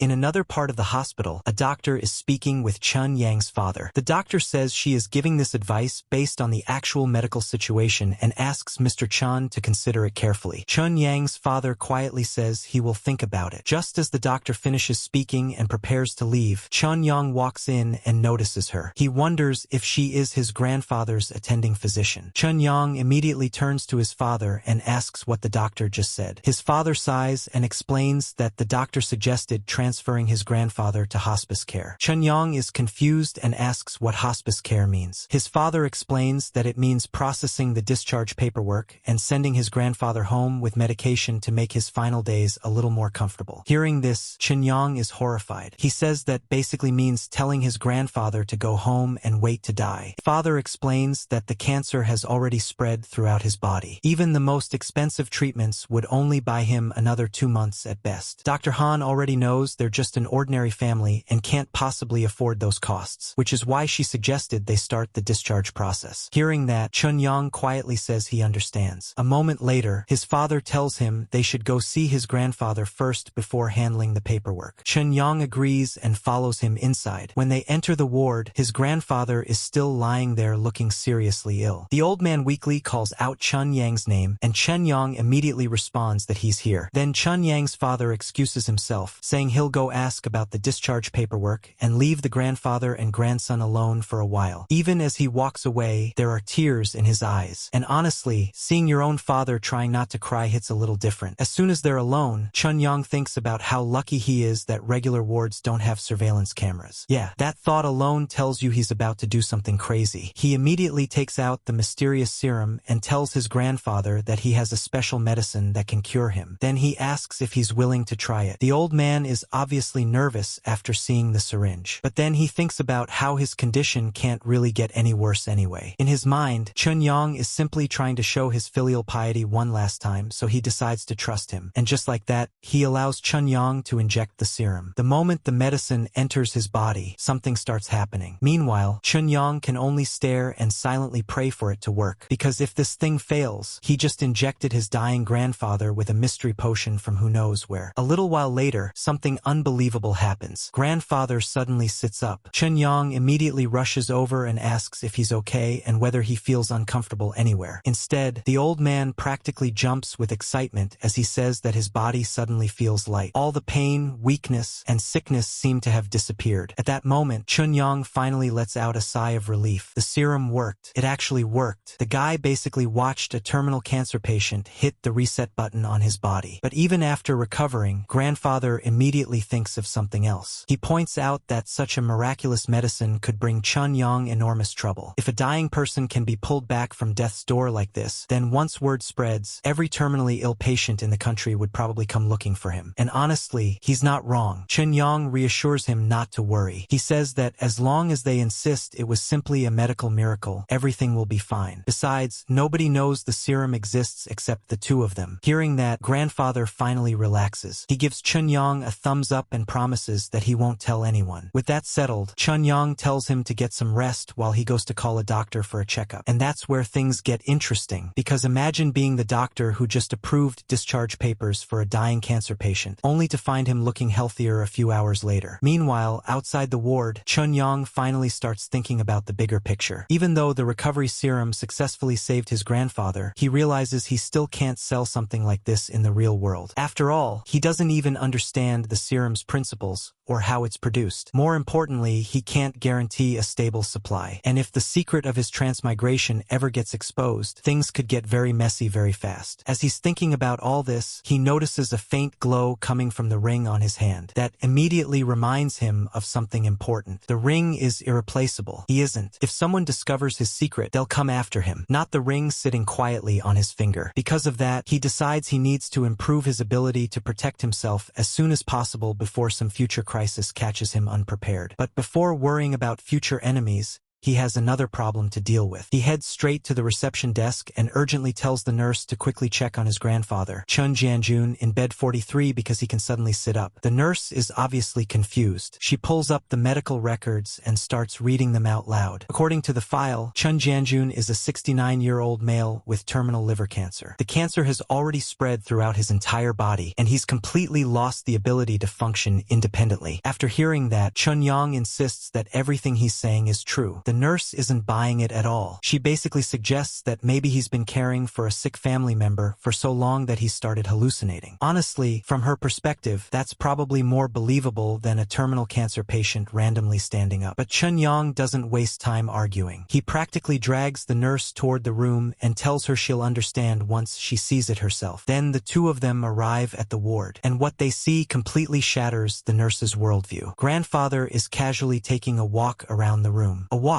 This is the same man whose medical file basically described him as one step away from the grave. Seeing Chun Yang enter, grandfather casually asks what the doctor said. Meanwhile, the nurse is standing there looking like her brain just blue-screened. She blurts out an shocked reaction before immediately turning around and sprinting out of the room. She says she's gonna call Dr. Han over right now. The moment she leaves, Chun Yang finally lets out the words he's been wanting to say. It worked. And grandfather, equally excited, agrees that it really worked. A few moments later, hurried footsteps can be heard approaching the ward. Dr. Han rushes in and immediately asks where the patient is. And considering what she's about to see, her reaction might be even better than the nurse's. The moment Dr. Han arrives, she immediately begins examining the patient for herself. At this point, Chun Yang's father is practically on edge. He asks how his dad's condition is looking. After checking him over, Dr. Han admits that, based on what she's seeing, old Master Chun is in extremely good condition. In fact, he's doing so well that even she finds it hard to believe. Hearing that, Chun Yang quickly asks if that means his grandfather has completely recovered. But Dr. Han isn't ready to jump to conclusions yet. She explains that they'll need to perform a much more comprehensive examination first and hopes the family will cooperate. Grandfather immediately agrees, saying he'll listen to Chun Yang's arrangements. With that settled, Dr. Han tells them to follow her. Then she casually drops another piece of good news. The hospital will cover all the examination fees. The moment Chun Yang's father hears that, he practically lights up and repeatedly thanks Dr. Han. Not gonna lie, after hearing the words free examination, that man probably became even happier than when he heard about the follow-up tests. A while later, the results finally come back. Everyone gathers around as Dr. Han studies the scans on her computer. Chun Yang's father nervously asks about the results. And then comes the bombshell. According to the CT scans, all of the tumors are gone. Every single one. Even the cancer cells that had spread throughout the body have completely disappeared. Just like that, the family is stunned. Meanwhile, grandfather is feeling better than ever. He proudly declares that he feels like he's suddenly become 20 years younger. The old man is so excited he's practically ready to run a marathon. Chun Yang immediately wishes his grandfather would calm down a little. His father also tells him not to get carried away since he only just recovered and should still be weak. But Dr. Han quickly stops them. She shows them the examination reports and explains that there is actually nothing to worry about. Not only has the cancer disappeared, but all of the old man's age-related illnesses have vanished as well. According to the reports, he is now in exceptionally good health. At this point, even Dr. Han sounds shocked by what she's reading. Because let's be honest, she probably went from expecting a hospice patient to looking at the health report of someone preparing for retirement vacations. Hearing this, Chun Yang's father immediately asks the most important question. Can his dad finally be discharged? Dr. Han confirms that he can, But there is one condition. The moment she says, but everyone gets nervous again. She explains that this kind of recovery is unbelievably rare, so she intends to continue monitoring the situation. She'll regularly contact them and follow up on old Master Chen's condition. The father immediately agrees and promises that the family will fully cooperate. Grandfather is also in a fantastic mood. He even warmly invites Dr. Han to visit their house whenever she has free time. Dr. Han then schedules a follow-up examination 1 week later.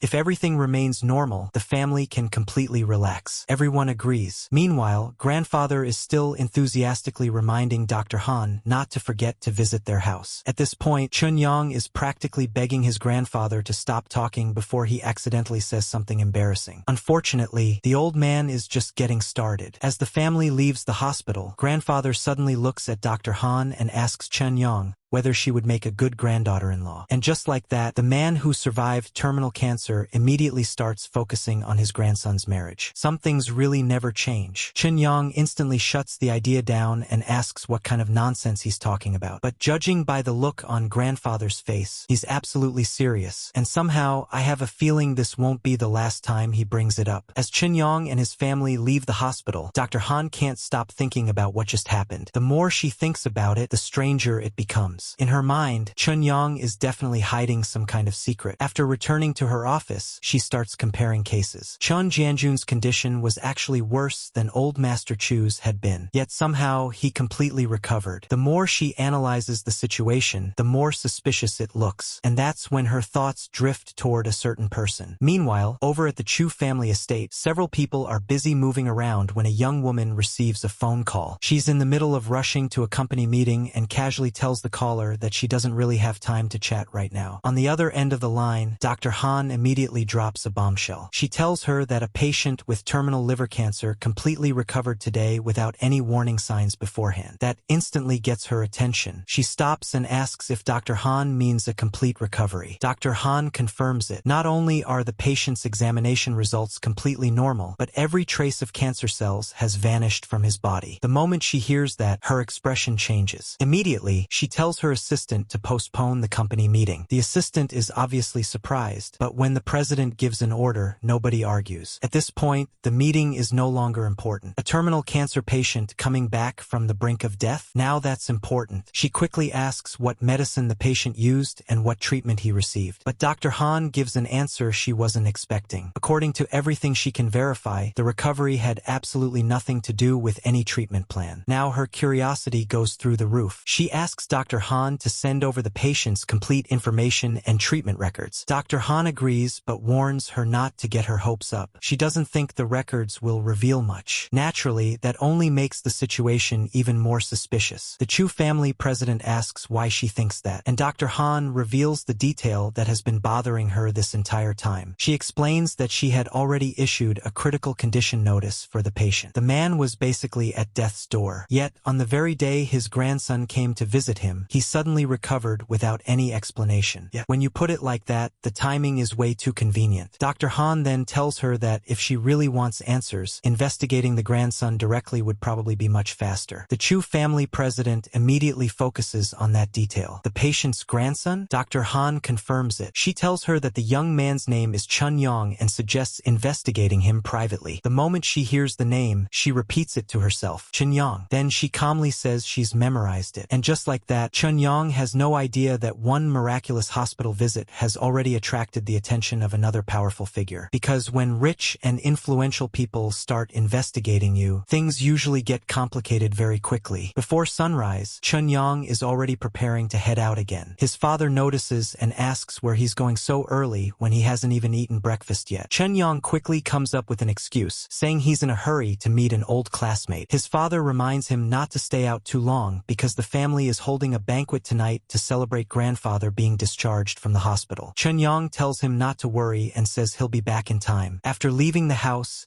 he heads deep into a narrow alleyway. As he walks, he starts looking around carefully. No surveillance cameras. Very few pedestrians. Perfect. He thinks this place is ideal for teleporting without attracting attention. Then he can't help laughing to himself. After all, He's been using Li Lu and Uncle Wei as his imaginary old classmates every time he needs an excuse. At this point, those two are probably unknowingly carrying his entire social life. With nobody around to witness it, Chun Yang activates the ring. Instantly, energy begins swirling around him, and just like that, he disappears. Meanwhile, in the wasteland world, Li Lu is happily enjoying a special snack. The food is so good that she's completely focused on eating until she notices Chun Yang finally arriving. She immediately asks whether the urgent matters he mentioned before have been taken care of. Chun Yang gets straight to business. He explains that the recovery serum performed extremely well. He has already discussed things with the organization behind him, and they've decided to deepen cooperation with the Doctors Association. Then he issues a new order. The biological armor must become the top priority. As for the remaining vegetables, trade all of them for enhancement serums. Every single one. Li Lu nearly chokes after hearing that. She asks if he really means all of them. After all, enhancement serums can only be used once per person. Buying so many at once seems excessive. But Chun Yang isn't concerned. He explains that the serums won't just be used by the two of them anymore. The organization has decided to establish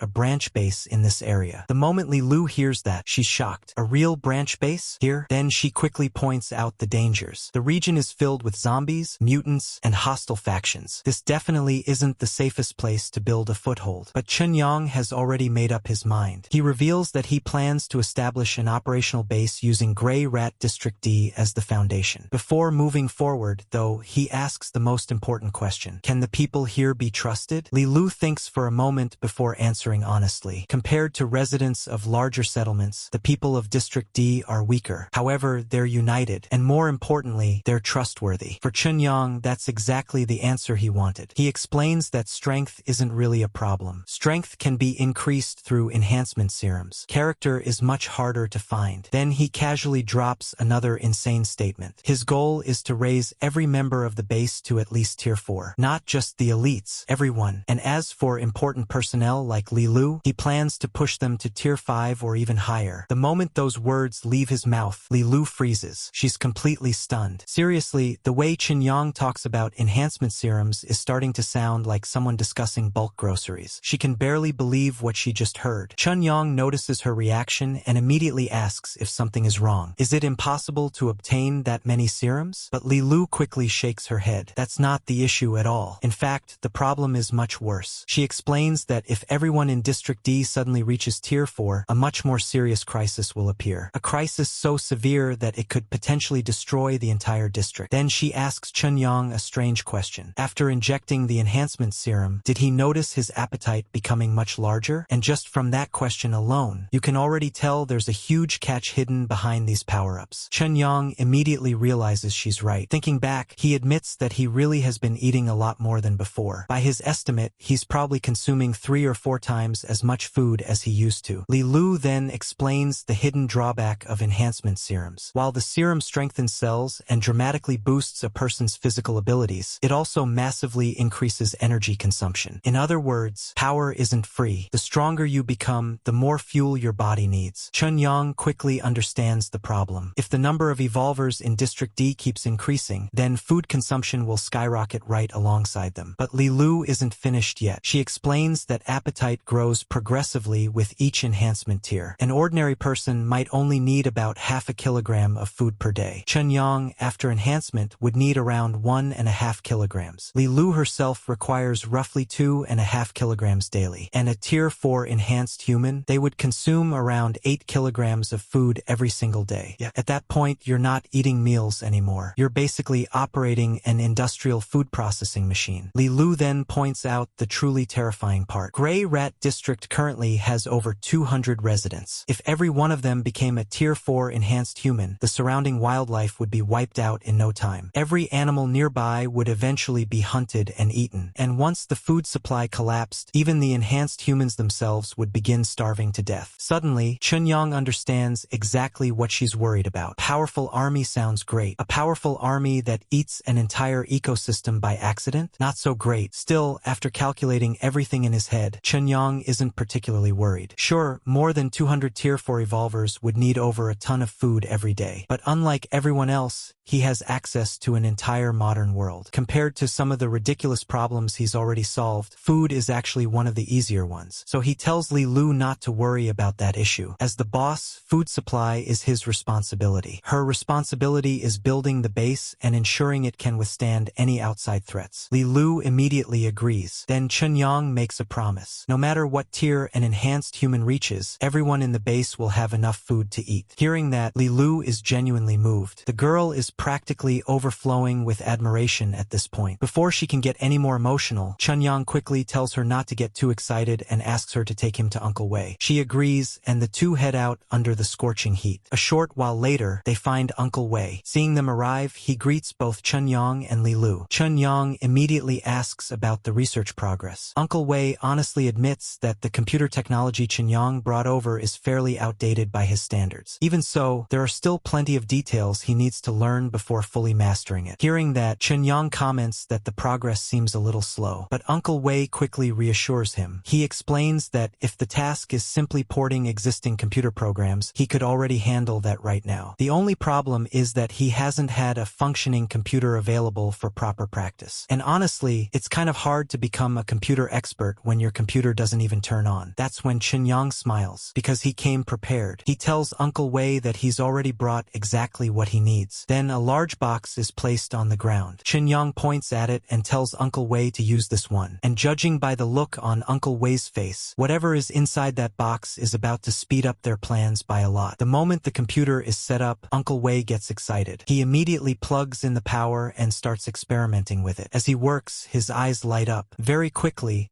he begins understanding how the system functions and how everything is implemented. After a while, he confidently tells Chunyang that there won't be any problems. As long as the hardware can support it, he can build whatever Chunyang wants. Hearing that, Chunyang finally reveals his real objective. He tells Uncle Wei that he needs an online game. Not just any game, either. It has to run on mobile phones from 200 years ago. Then he hands over a phone that already has a game installed for reference. Chunyang tells him to use it as a template. But there's one important requirement. The game he develops has to be even better and more addictive than the one on the phone. Uncle Wei agrees and starts studying it immediately. A few moments later, sounds begin echoing from the device. First blood, double kill, triple kill, quadra kill, pentakill, and before long, Uncle Wei's expression becomes increasingly strange. The more he plays, the more confused he gets. Finally, he looks up and asks a question that absolutely destroys every gamer within a 10-kilometer radius. He wonders if this thing is even worthy of being called a game. According to him, even some of the worst entertainment products from before the Great Cataclysm were countless times better than this. Talk about emotional damage. Imagine spending years arguing online about which MOBA is superior, only for a guy from the future to casually label the whole genre primitive. Uncle Wei then suggests something even crazier. If Chunyang allows him to use game concepts from before the Great Cataclysm as references, development could be completed much faster. Chunyang immediately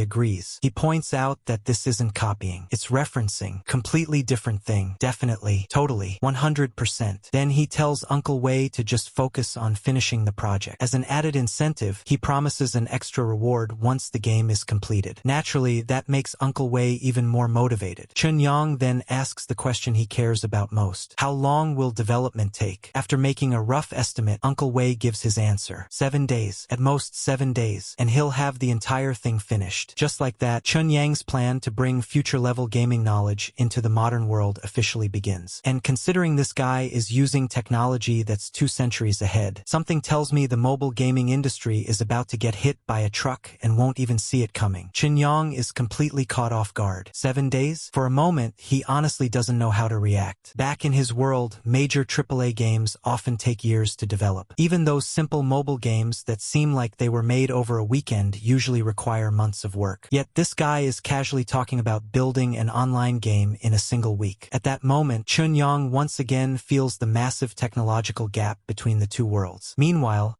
Uncle Wei notices Chunyang staying silent. And unfortunately, he completely misunderstands the reason. Instead of thinking Chunyang is shocked by how fast that is, Uncle Wei starts worrying that the boss thinks he's too slow. The poor guy immediately gets nervous. After hesitating for a moment, he decides to take a risk. He says that the project could actually be completed even faster. There are several other people in the settlement who understand intelligent brain-computer technology, and if he recruits them to help, development speed would increase significantly. Then he gives a new estimate, less than 5 days. This time, even Chunyang almost loses it. 5 days. Forget mobile game developers. There are people who spend 5 days just deciding what icon to use for the app. At this point, Chunyang can only laugh internally. He feels like finding Uncle Wei was basically hitting the jackpot. An SSS tier workaholic who can build games in under a week? What kind of blessing is this? Without hesitation, he pats Uncle Wei on the shoulder, gives him a thumbs up, and tells him to go recruit everyone he needs. However, Uncle Wei still looks hesitant. He points out that bringing in more people will increase Chunyang's burden. After all, more workers means more supplies, more food, and more resources. But Chunyang simply waves it off. He reveals that he originally planned to recruit everyone in Grey Rat District D anyway. The moment those words come out, Uncle Wei freezes. For a second, he thinks he misheard. Everyone? Li Lu immediately steps in and confirms that it's true. She explains that Chunyang wants to establish a base of their own. As long as someone is loyal and trustworthy, they can be recruited. The moment Uncle Wei hears this, his emotions completely overflow. His eyes turn red. His voice starts trembling. Then, before anyone can stop him, he drops to his knees. He declares that Chunyang is their savior. Chunyang is immediately caught off guard. He quickly tells him not to do that. From his perspective, this is just employment. A boss hiring workers. Nothing more. But Uncle Wei shakes his head. He says Chunyang doesn't understand. The tax collection period is approaching, and if not for Chunyang's arrival, everyone in Grey Rat District would have been in serious danger. Hearing that, Chunyang becomes curious. Tax collection? This is the first time he's heard anyone mention it. He asks why nobody told him sooner. Li Lu lets out a sigh. She explains that it's a long story and says she'll explain everything after she finishes communicating with the settlement residents. Chunyang agrees. For now, there are more urgent matters. He leaves the phone behind for testing and reminds Uncle Wei that he expects to see the finished game in 5 days. Uncle Wei immediately guarantees that the mission will be completed. No hesitation, no doubt, just pure confidence. With everything settled, Chunyang announces that he'll be leaving. Uncle Wei respectfully tells him to take care. As Chunyang disappears into the distance, Li Lu and Uncle Wei watch him leave. After a long silence, Uncle Wei finally asks the question that's been bothering him for a while. What exactly is the background of their boss? The more he thinks about it, the stranger everything becomes. All of the items Chunyang brings come from hundreds of years ago, yet every single one looks brand new. Not old, not damaged, not even slightly worn. Honestly, they look fresher than products straight from a factory. Even unopened antiques shouldn't be preserved this perfectly. Li Lu quietly admits that she doesn't know either, but she also says something important. Since the boss doesn't want to reveal his secrets, she has no intention of prying into them, and for now, that's enough. He asks the one question that's been bothering him the most. How can they be certain Chunyang doesn't have any malicious intentions toward them? Li Lu immediately repeats the phrase as if the idea itself sounds strange. Malicious intent? Uncle Wei points around the room and points out their reality. Their settlement is so poor that it's practically cleaner than their own faces. What exactly do they have that's worth Chunyang scheming for? Hearing that, Li Lu actually pauses to think seriously. Then she suddenly realizes something. The food Chunyang has casually brought over during the past few days is already enough to recruit an entire army of evolvers. Just that food alone is more valuable than most of the assets in Grey Rat District. When Uncle Wei hears that, he can only admit she has a point, but Li Lu still shakes her head. She explains that Chunyang feels different from ordinary wastelanders. He has a kind of peaceful aura that simply doesn't exist in the wasteland. The people here are constantly struggling to survive. Everyone carries caution, hostility, or desperation in their eyes. Chunyang doesn't. In fact, she's less worried about him harming others and more worried about someone else trying to harm him. Honestly, from her perspective, their boss is basically walking around with a giant "please rob me" sign attached attached to his back. Uncle Wei suddenly understands something. He asks if that's why she deliberately avoided telling Chunyong about the tax collection issue. Li Lu nods. She admits that's exactly why. To her, Chunyong is the only opportunity Gray Rat District has to completely change its fate. Because of that, she intends to eliminate every possible risk factor before involving him. Uncle Wei finally understands her reasoning. With renewed determination, he declares that he'll work even harder and complete the task Chunyong assigned as quickly as possible. Meanwhile, back in the modern world, Chunyong returns to the familiar alleyway. After successfully teleporting back, he immediately remembers another problem: his phone situation, so he decides it's probably time to buy a new one. But before he can leave, something strange suddenly happens. A powerful sensation rises from deep within his body. Chunyong instantly stops walking. The feeling is impossible to ignore. For a moment, he carefully examines himself. Then realization hits. This feeling is exactly what Li Lu described before. The enhancement serum has been fully absorbed, which means only one thing: his body is now ready for the next upgrade. A smile immediately appears on his face. Looks like he can finally inject the Tier 2 enhancement serum. And unlike normal people who would probably spend some time preparing for a mysterious superhuman mutation, Chunyong doesn't hesitate at all. The guy treats world-changing serums the same way most people treat vitamin supplements. The moment he confirms his body's condition, he immediately decides to inject the Tier 2 serum, and considering how much stronger the first serum made him, there's no telling what kind of changes are about to happen next. Just as Chunyong is preparing for his next upgrade, he suddenly remembers another urgent problem. His phone is dead, so he heads straight to a phone store to buy a replacement. The saleswoman immediately starts introducing the latest flagship model, proudly explaining all its features. But before she can even finish the first sentence, Chunyong cuts her off. No introduction needed. He'll take it. The saleswoman is stunned. Honestly, every salesperson dreams of meeting customers like this. No questions, no bargaining, no spending 40 minutes comparing specifications on the internet. Just buy and leave. A few moments later, after activating the new phone, Chunyong finally checks it and instantly regrets everything. 8 missed calls, all from LV Churin. The moment he sees them, he nearly smacks himself. He suddenly realizes he completely forgot about her. Meanwhile, over at LV Churin's house, she's already staring at her phone while getting ready. The second the call connects, she immediately asks where he disappeared to and why he ignored so many calls. Chunyong quickly explains that his phone broke and that he only just bought a new one. Thankfully, the excuse is actually true this time. After hearing the explanation, Churin finally calms down. She tells him to wait for her because she's coming to pick him up personally. Then she turns to her father and asks for the car keys. She says she needs to go pick up a classmate. Her father immediately becomes suspicious. Very suspicious. Seeing his daughter put on makeup and personally drive out to meet a boy, his father can't help reminding her to be careful. You can practically see the protective father instincts activating. Churin immediately rolls her eyes and explains that Chunyong is coming to inspect the factory. Her father hears that and becomes even more confused. A male classmate inspecting the factory? In his mind, he's already imagining his precious daughter slowly being stolen away. The poor man is internally mourning before anything has even happened. Still, he tells her to hurry up and bring Chunyong directly to the factory. Meanwhile, Chunyong agrees and heads over. About half an hour later, a car speeds toward LV's food factory. Inside the passenger seat, Chunyong is experiencing something between transportation and a life-threatening event. By the time they arrive, he looks visibly shaken. Churin notices immediately and asks whether her driving is really that scary. Chunyong instantly denies it. Of course, his expression says the exact opposite. The guy looked like he just survived a boss battle. After arriving at the factory, Chunyong finally meets Churin's father in person. The older man warmly welcomes him and thanks him for making the trip despite the factory being located in such a remote area. Chunyong immediately acts respectfully. He points out that he and Churin have been classmates since middle school and says that uncle can simply treat him as a junior. But Churin's father refuses. Business is business. Since they're discussing cooperation, he insists on treating Chunyong as a business partner. Then he asks whether Churin already explained the factory situation during the drive over. Chunyong confirms that she told him a little. However, instead of wasting time, he immediately asks the most important question. How many orders does the factory need each month to operate in a healthy and sustainable manner? Hearing that, Charan's father starts calculating. Between employee salaries, factory rent, utilities, and raw material costs, maintaining basic operations requires nearly 300,000 yuan every month. Qinyang listens carefully. Then he calmly asks another question. If he provides demand worth 400,000 yuan every month, would the factory not only survive but also turn a profit? The moment those words come out, the atmosphere changes. Charan's father is visibly shocked. Meanwhile, Charan looks delighted because unlike her father, she already knows Qinyang isn't asking hypothetical questions. He's serious. After recovering from the surprise, her father quickly confirms that Qinyang is absolutely correct. With that level of monthly demand, the factory would not only stay open but finally become profitable again. And just like that, Qinyang is about to become far more important to this struggling factory than anyone expected. Just when the discussion seems to be wrapping up, Charan's father suddenly pulls his daughter aside. He tells Qinyang to wait a moment because he needs to talk to Charan privately. Qinyang casually agrees. The second they're out of earshot, the father lowers his voice and shares what's really on his mind. According to him, Qinyang doesn't look like he's here to do business at all. He looks like he's here to do poverty alleviation. Honestly, the man isn't completely wrong. Who casually shows up and offers enough monthly orders to save a struggling factory? That's not normal business behavior. That's main character behavior. Then the father asks a question that instantly makes Charan's face heat up. He wonders whether his daughter secretly used her charm to help her old man secure this deal. The moment those words leave his mouth, Charan immediately pushes him away and tells him to stop talking nonsense. Absolutely not. Seeing her reaction, the father quickly retreats. Message received. No further questions. A short while later, he returns to Qinyang and gets back to business. He asks whether the order has any additional requirements. Qinyang says there is only one. The packaging must remain as simple as possible. No trademarks, no production dates, no ingredient lists, nothing. The father is immediately surprised. Technically, products like that wouldn't comply with regulations. But Qinyang quickly reassures him. The food isn't intended for sale on the market. He has his own uses for it. As long as the factory can continuously produce enough food each month, the specific type of food doesn't matter. Then he casually drops another huge piece of information. The 400,000 yuan monthly demand isn't even the final target. That's only the minimum. In the future, the order volume will increase, not decrease. The moment he hears that, Charan's father is stunned. At this point, he's starting to wonder whether Qinyang secretly owns some giant corporation. He asks one final time if he's serious. Qinyang calmly confirms that he is. In fact, he's willing to sign the contract immediately. Not tomorrow, not next week, right now. Before long, the three of them are sitting inside the office. Charan's father prepares the contract and places it on the desk. He tells Qinyang to review it carefully and mention anything that needs to be modified. But Qinyang barely even looks at it. He says he trusts how uncle handles business. Then he directly signs the agreement. Just like that, no endless negotiations, no 20-page arguments, no pretending to leave the room for leverage. The man signs faster than most people accept app terms and conditions. And then he does something that shocks Charan's father even more. He transfers the payment immediately. When the notification arrives, the father checks the amount and freezes. Because this isn't a deposit, it's the full payment, the entire amount, upfront. The father looks up in disbelief and asks why he paid everything in advance. Qinyang simply smiles. Then he stands up and shakes the older man's hand once more. He explains that he trusts Charan, and he trusts uncle even more. That single sentence immediately earns a great deal of goodwill. After all, trust is one thing. Trust backed by actual money is another level entirely. The father nods respectfully. At this point, he's no longer treating Qinyang like an ordinary classmate of his daughter. He's treating him like a serious business partner. With genuine appreciation, he tells Qinyang that it has been a pleasure doing business with him. Back in Grey Rat District D, almost every survivor in the settlement has gathered together. People are standing shoulder to shoulder, whispering among themselves, trying to figure out what exactly is going on. Li Lu looks around at the crowd and tells Qinyang that everyone from Grey Rat District D is here. As Qinyang walks toward the stage, the crowd keeps discussing him. Some people are skeptical. One guy looks at Qinyang's relatively ordinary appearance and wonders whether this young man is really reliable. A woman nearby shrugs and says it doesn't really matter who shows up. They're already dirt poor with nothing left to lose anyway. Honestly, when your situation is bad enough, taking a gamble starts looking like a reasonable life strategy. Qinyang clears his throat and gets everyone's attention. Then he introduces himself. He explains that his name is Qinyang and that he plans to establish his own base in Grey Rat District D. From now on, he'll be their boss. The moment he finishes speaking, silence, complete silence, not a single cheer, not even a reaction. Chunyang is immediately confused. In his mind, he's wondering why nobody seems excited. Then he realizes something important. These people don't care about titles. They care about survival. So he immediately gets to the point. He announces that anyone who joins him will receive food support. Not only that, but he guarantees that nobody under him will ever go hungry again. The effect is instant. It works better than any motivational speech ever could. People's eyes immediately light up. A woman excitedly asks whether he's serious. Others start looking at each other in disbelief. Several survivors ask if becoming his subordinate really means they won't have to worry about food anymore. Chunyang confidently confirms it. Absolutely true. The crowd explodes. A moment ago, everyone looked exhausted and hopeless. Now they suddenly look like they just won the lottery. One woman practically jumps with excitement and starts cheering for Boss Chun. At that point, the entire atmosphere changes. And honestly, that's the power of food in a wasteland. Forget fancy speeches. Promise people they can eat tomorrow, and you've already won half the battle. Seeing everyone's excitement, Chunyang finally feels satisfied. Now that's the reaction he was expecting. But he isn't finished. He tells everyone that all they need to do is follow his plans and work together to build Grey Rat District D into a proper base. Then he starts painting a picture of the future. The rusty barbed wire defenses surrounding the settlement will eventually become solid concrete walls. The broken down shacks everyone currently lives in will be replaced with clean, comfortable homes. Most importantly, he promises that they will live like actual human beings instead of scavenging like gray rats. The crowd listens in stunned silence. For many of them, the future he's describing sounds almost impossible. Some people can't help asking whether those goals can really be achieved. Seeing their hesitation, Chunyang immediately takes another step. He tells everyone that he understands their concerns. That's why anyone willing to join can receive 1 week's worth of food in advance. The moment those words come out, the crowd completely loses control. A week of food, up front, no waiting, no conditions. No wonder people are losing their minds. Li Lu is the first to start cheering. She loudly celebrates Boss Chen, and before long the entire crowd joins in. Soon, chants begin spreading through the settlement. Long live Boss Chen! Long live Boss Chen! The sound echoes throughout Grey Rat District. After letting the excitement settle down, Chunyang tells everyone he's finished speaking. Anyone willing to join can now come register. The second he says that, chaos erupts. People immediately start rushing forward. One young guy desperately tries squeezing through the crowd, shouting that he wants to sign up first. Meanwhile, a woman instantly tells him to stop pushing and reminds him that ladies should go first. Even in the apocalypse, some arguments never change. As registration begins, Li Lu starts introducing the applicants one by one. The first person she points out is Li Hua, 17 years old, and unlike most survivors, he actually knows a bit about intelligent brain technology, which immediately catches Chunyang's attention. Because if he's recruiting talent for his future base, then this kid might be far more valuable than he looks at first glance. Chunyang immediately assigns him a position under Uncle Wei as an assistant. Then Chunyang offers him a salary of 25 jin of food and 6 jin of raw meat every month and asks whether that's acceptable. Li Hua doesn't even need time to think. He immediately agrees. Honestly, the kid looks afraid Chunyang might change his mind if he hesitates for too long. Chunyang tells him to hold on to his contract and moves on to the next applicant. Soon, a large and muscular young man steps forward. The guy admits he doesn't have any technical skills, but says he's got plenty of strength. Li Lu introduces him as Jiang Qi, 24 years old and already a Tier 1 enhanced human. The moment Chunyang sees the man's physique, he can't help being impressed. The guy is built like a truck. After looking him up and down, Chunyang jokes that he has an excellent foundation and is basically a natural-born holy body for construction work. Poor Jiang Qi probably expected a combat position and somehow got recruited into civil engineering. Chunyang then offers him 40 jin of food and 20 jin of raw meat every month. Jiang Qi's eyes practically light up. He immediately says that's more than enough. And just like that, another person joins the team. One after another, survivors continue stepping forward. Some have useful skills. Some have strength. Some simply have the willingness to work. But no matter who comes forward, Chunyang gives each person a position and a source of stability. For perhaps the first time in a very long time, the people of Grey Rat District can actually see a future ahead of them. By the time recruitment finally ends, everyone leaves with smiles on their faces. Even Chunyang is feeling satisfied. Li Lu finishes counting the records and reports that every single survivor in Grey Rat District D has signed up. Every one of them. Chunyang lets out a relieved breath. Finally, the hiring process is done. But now that that business is finished, it's time to discuss something much more serious. Chen-yang turns toward Li Lu and reminds her that she still hasn't explained the tax collection situation. This time,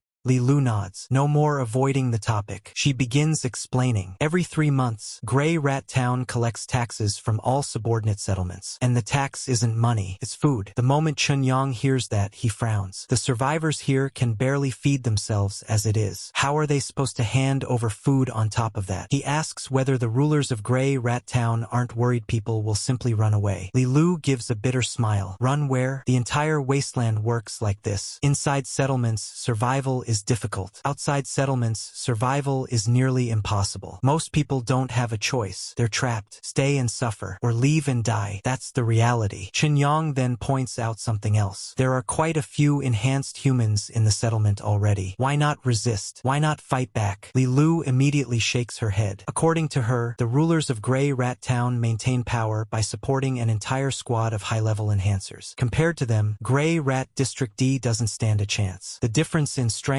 is simply too large. Hearing that, Chen-yang finally starts putting the pieces together. Suddenly, everything makes sense. The rulers aren't collecting food because they're hungry. They're collecting food because food equals power. The less food ordinary settlements possess, the harder it becomes for them to trade for enhancement serums. And the fewer enhancement serums they obtain, the weaker they remain. It's a perfect control system. Keep everyone hungry. Keep everyone weak. Keep everyone obedient. Realizing this, Chen-yang understands that conflict is inevitable. If Grey Rat District keeps growing stronger, Grey Rat Town will eventually notice. And once they do, a confrontation is only a matter of time. That means there isn't much time left. Chen-yang immediately reaches a conclusion. They need enhancement serums. A lot of enhancement serums. And they need them fast. Li Lu understands what he's implying and immediately agrees. Chen-yang then states their next objective. Before the next tax collection arrives, they must build enough strength to surpass the rulers of Grey Rat Town. Because when that day comes, they won't just be paying taxes. They'll be deciding who really controls Grey Rat District. And that's a completely different battle. As soon as the plane lands at Daijing Airport, Chen-yang heads out while wondering how things are going on Danden's side at the company. Before he can look around much, Danden is already waving at him and calling him over. When they meet up, Chen-yang asks why she came to pick him up personally. Danden immediately fires back, saying that he's the big boss now while she's just a miserable wage slave. Then she points out that if she hadn't come to get him, he probably wouldn't even know where the company is. Chen-yang can only admit that she has a point. A little while later, they arrive at the company building. After taking a look at it, Chen-yang says the place looks pretty impressive. Danden immediately takes credit, telling him that she personally picked it out herself. You can practically hear the pride in her voice. As they head inside, Danden starts giving him a tour. She explains that the regular employee offices are located on both sides, while Chen-yang's office is at the very end. Then she opens the door and asks what he thinks. Chen-yang looks around carefully before taking a seat. After checking everything out, he says he's very satisfied. Not bad. For a company that's only just getting started, things are looking pretty decent. Once he's settled in, Chen-yang asks about the recruitment progress. Danden reports that the finance and legal departments have already been onboarded, while the remaining departments are still going through the hiring process. After updating him, she asks whether they should hold a meeting with the current employees. But Chen-yang immediately rejects the idea. He says there isn't much point because he wouldn't even know what to say at a meeting right now. Danden is completely speechless. She points out that she's never seen a startup boss become a hands-off boss this quickly. The company has barely started, and this guy is already delegating everything. Chen-yang, however, seems completely unconcerned. He explains that his main responsibility will be the company's products and research and development. Everything else, that's going straight to Danden. Naturally, Danden immediately realizes what's happening. She says she knew he was planning to exploit her. Honestly, fair reaction. Chen-yang immediately tries to dress it up nicely. He tells her this is actually training. They're simply developing their abilities in advance. Then he pats her on the head and tells her that when the company grows larger in the future, she'll be able to serve as his right-hand woman. Danden clearly enjoys the compliment, but she still lets out a helpless sigh. She says she genuinely has no idea where Chen-yang gets all this confidence from. Then she warns him not to run the company into the ground. Meanwhile, Meanwhile, Chun-Yang remains completely confident. After all, he knows something nobody else does. With the technological support he's getting from the wasteland, he believes there is absolutely no chance things will go wrong. After discussing the company's recruitment progress, Chun-Yang suddenly asks about the game distribution platforms. Dandan reports that most of them have already been settled and are following the standard revenue-sharing agreements. Then she hands over the contract documents. She explains that the app stores operated by mobile phone brands still require product inspections, so those will take a little more time. However, there is one particular problem. Chun-Yang immediately asks what the issue is. Dandan explains that the problem comes from the Fruit Phone App Store. Naturally,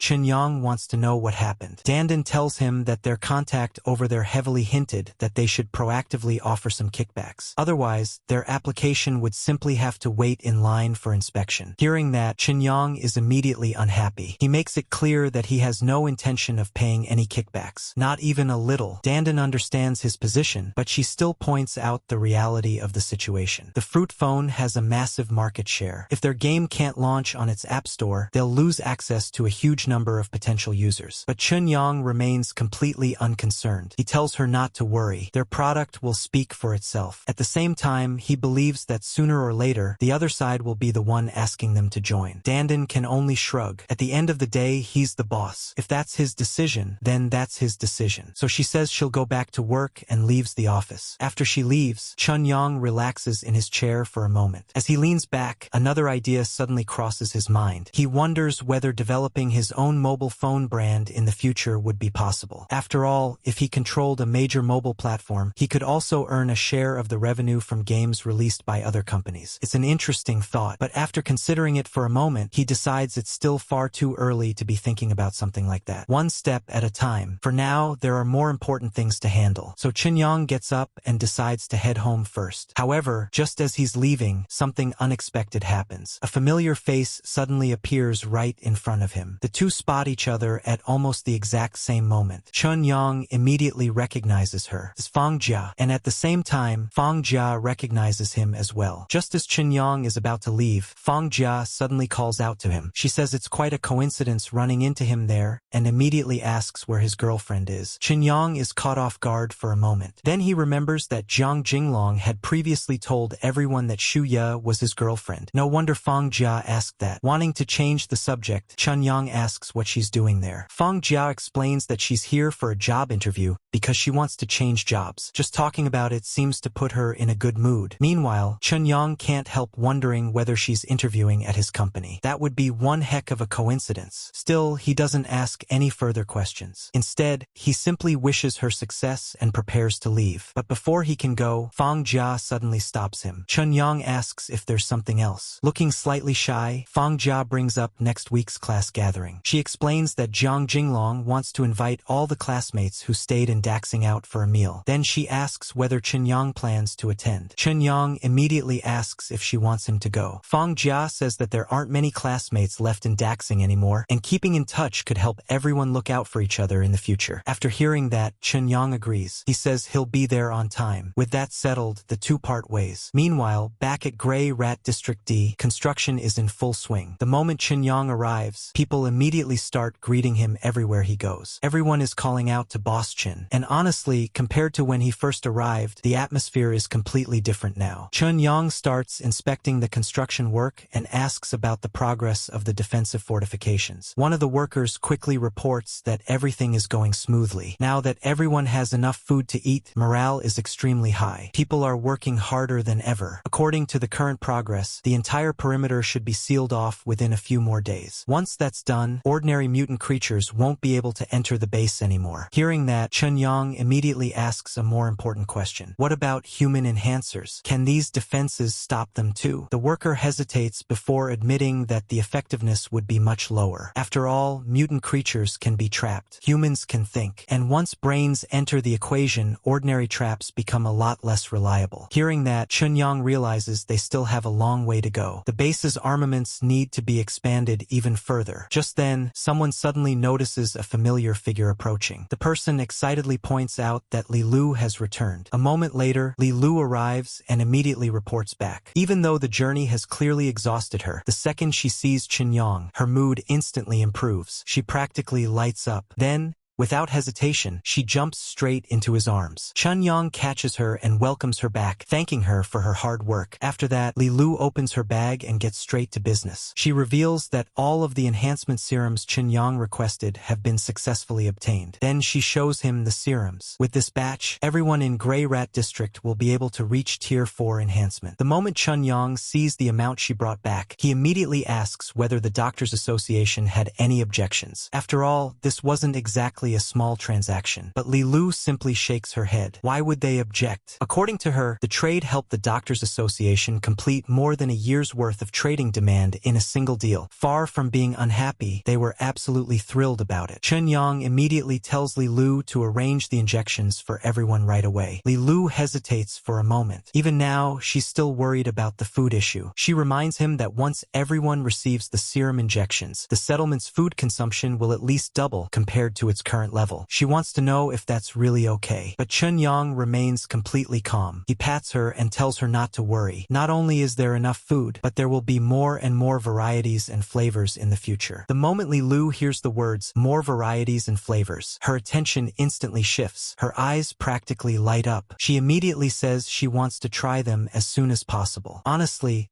the girl went from worrying about logistics to thinking about food in record time. Chun-Yang can't help smiling. He reassures her that every time a new variety arrives, she'll be the first one allowed to taste it. Hearing that, Li Lu becomes even happier. She excitedly tells him that he's the best boss to her. Then she suddenly remembers something important. Her expression becomes more serious as she reports another piece of news. While handling the recent trades, she discovered that information about their massive food for supplies exchanges has already started spreading. Even though they deliberately changed people and locations during the transactions, the secret still leaked out. Chun-Yang isn't particularly surprised. He says this kind of thing was inevitable from the beginning. The more resources they trade, the harder it becomes to stay hidden, which is exactly why they need strength, and they need it fast. Chun-Yang explains that after everyone finishes receiving their enhancement serums, their first priority should be increasing the settlement's ability to fight against other enhancers. Then he reminds Li Lu of another task. Once the serum injections are complete, everyone's weekly salary needs to be adjusted accordingly. Li Lu immediately agrees. She says she'll recalculate everything and later report the total figures back to him. But Chun-Yang still isn't finished planning. He gives one more important order. He tells Li Lu to select a few smart and capable people from the settlement and secretly send them into Grey Rat Town. Their mission will be to act as undercover spies. Li Lu immediately understands the purpose. This way, they'll be able to monitor Grey Rat Town's movements as soon as anything happens. But Chun-Yang points out that gathering information isn't the only goal. They also need to discover exactly what hidden cards the rulers of Grey Rat Town are holding. Only by understanding both sides can they properly prepare for the conflict that's clearly approaching. Li Lu nods and says she'll make the arrangements immediately. Then, just before leaving, she suddenly remembers one last thing. According to her, Uncle Wei recently sent word that his research and development project has already produced results. The moment Chun-Yang hears that, his attention snaps back. Li Lu asks whether he wants to go confirm it in person, and Chun-Yang doesn't need a second invitation. The game is finally finished. After waiting all this time, he's naturally excited to see the results. So without wasting another moment, he decides to head over immediately. The second he gets there, he excitedly asks if the game is really complete. Uncle Wei turns around and tells him he arrived at the perfect time because the debugging was just finished. Then something unexpected happens. A small creature suddenly appears and starts chirping. Chun-Yang immediately stops and asks what exactly that thing is. Uncle Wei explains that this is the game content Chun-Yang requested. To achieve the virtual reality effect, they used holographic projection technology to display the game's creatures. As he explains, he casually interacts with the little creature. Meanwhile, Chun-Yang is completely stunned. He asks whether this kind of effect can really be achieved on a mobile phone as well. Uncle Wei confidently says yes. In fact, to make everything compatible with the phone's hardware, they even developed a special algorithm specifically for it. According to him, the algorithm may be somewhat outdated by their standards, but it's extremely stable. Then Chun-Yang presses a button. The next moment, another creature pops out from the phone and jumps directly onto him. At that point, he's genuinely amazed. The guy asked for a mobile game. A few days later, Uncle Wei hands him what basically looks like science fiction. Honestly, the technological gap between these worlds is doing some heavy lifting. Meanwhile, Meanwhile, Uncle Wei notices that Chunyang has gone quiet. Seeing that reaction, he starts getting nervous. He worries that the boss might not be satisfied with the final product. But Chunyang's silence has nothing to do with disappointment. He's still processing what he's seeing. Then he immediately asks about something important. What's the manifestation range of these spirit beasts? Uncle Wei explains that because the holographic projection relies on the phone's camera, the maximum range is roughly 3 meters around the device. After hearing that, Chunyang asks another key question. Can all of the game's systems and programs be implemented on a normal computer using a programming language? Uncle Wei confidently says yes. However,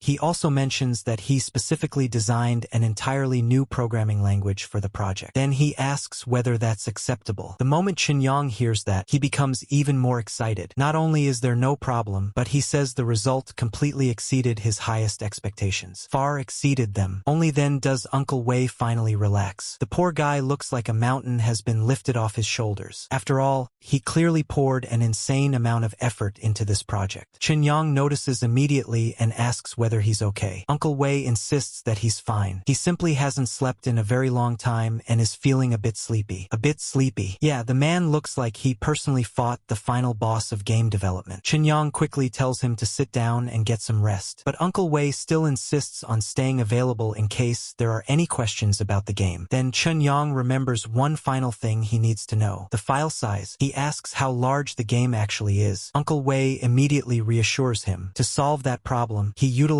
cloud technology so that the terminal device only needs to process a very small amount of data. As a result, the game's installation size is only a little over 400 megabytes. The moment Chunyang hears that number, he realizes the finished product is even more ridiculous than he initially thought. A game with holographic projection, spirit beasts, and virtual reality features, and it only takes a little over 400 megabytes. After hearing the final file size, Chunyang is genuinely shocked. A little over 400 megabytes? The guy can barely believe it. Nowadays, mobile games casually take up tens of gigabytes of storage. Even some simple card games end up being ridiculously large. Yet, Uncle Wei somehow created a game with holographic projection and spirit beasts that only takes a little over 400 megabytes. At this point, Chunyang is once again reminded just how insane wasteland technology really is. However, Uncle Wei quickly points out one important limitation. Because the game relies on cloud technology, it can no longer run offline. Players must connect to the network in order to retrieve data from the server. Hearing that, Chunyang isn't worried at all. In fact, he almost seems pleased. After all, if players aren't connected to the internet, how are they supposed to recharge money into the game? The boss is already thinking several steps ahead. Then Chunyang asks one final question. How was the game's monetization system designed? In response, Uncle Wei pulls up a panel and shows him the details. According to him,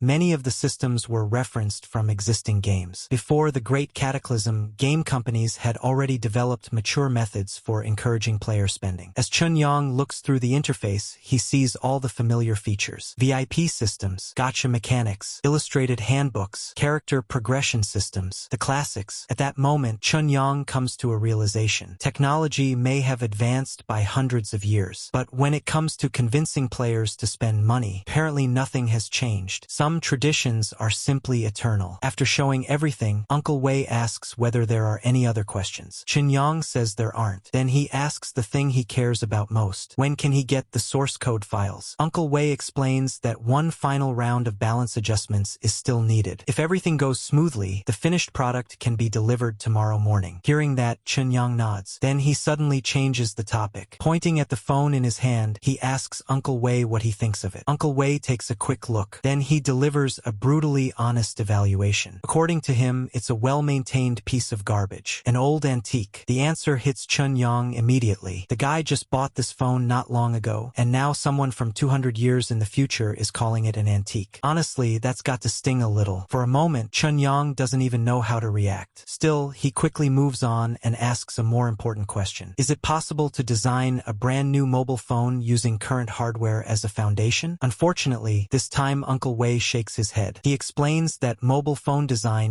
isn't his specialty. What he excels at is software development. Industrial design is an entirely different field, and when it comes to that area, he admits he knows basically nothing. Chun-Yang immediately asks another question. Does he know where people with expertise in hardware and industrial design can be found? Uncle Wei thinks about it for a moment before giving an answer. Gray Rat Town has a much larger population than District D. If Chun-Yang is looking for specialists, there should be people there who understand those fields. Hearing that, Chun-Yang immediately gets the idea. At least now he has a direction to investigate. For the time being, though, the mobile phone project can wait. The game comes first, so he tells Uncle Wei to focus on optimizing the game and completing the final adjustments. Then he throws out another incentive. If the finished product turns out to be good enough, everyone involved will receive an extra bonus. The moment Uncle Wei hears that, his motivation shoots up again. He immediately assures Chun-Yang that they won't disappoint him. As evening approaches, Chun-Yang is busy teleporting around again. While moving from place to place, he thinks that managing hundreds of people at the same time really isn't easy. Just then, his phone suddenly rings. Looking at the screen, he notices it's an unknown number. Naturally, he's confused about who could be calling him. After answering, the caller introduces herself as Chu Xian and says she wants to meet him tonight to discuss a business deal. The moment Chun-Yang hears that,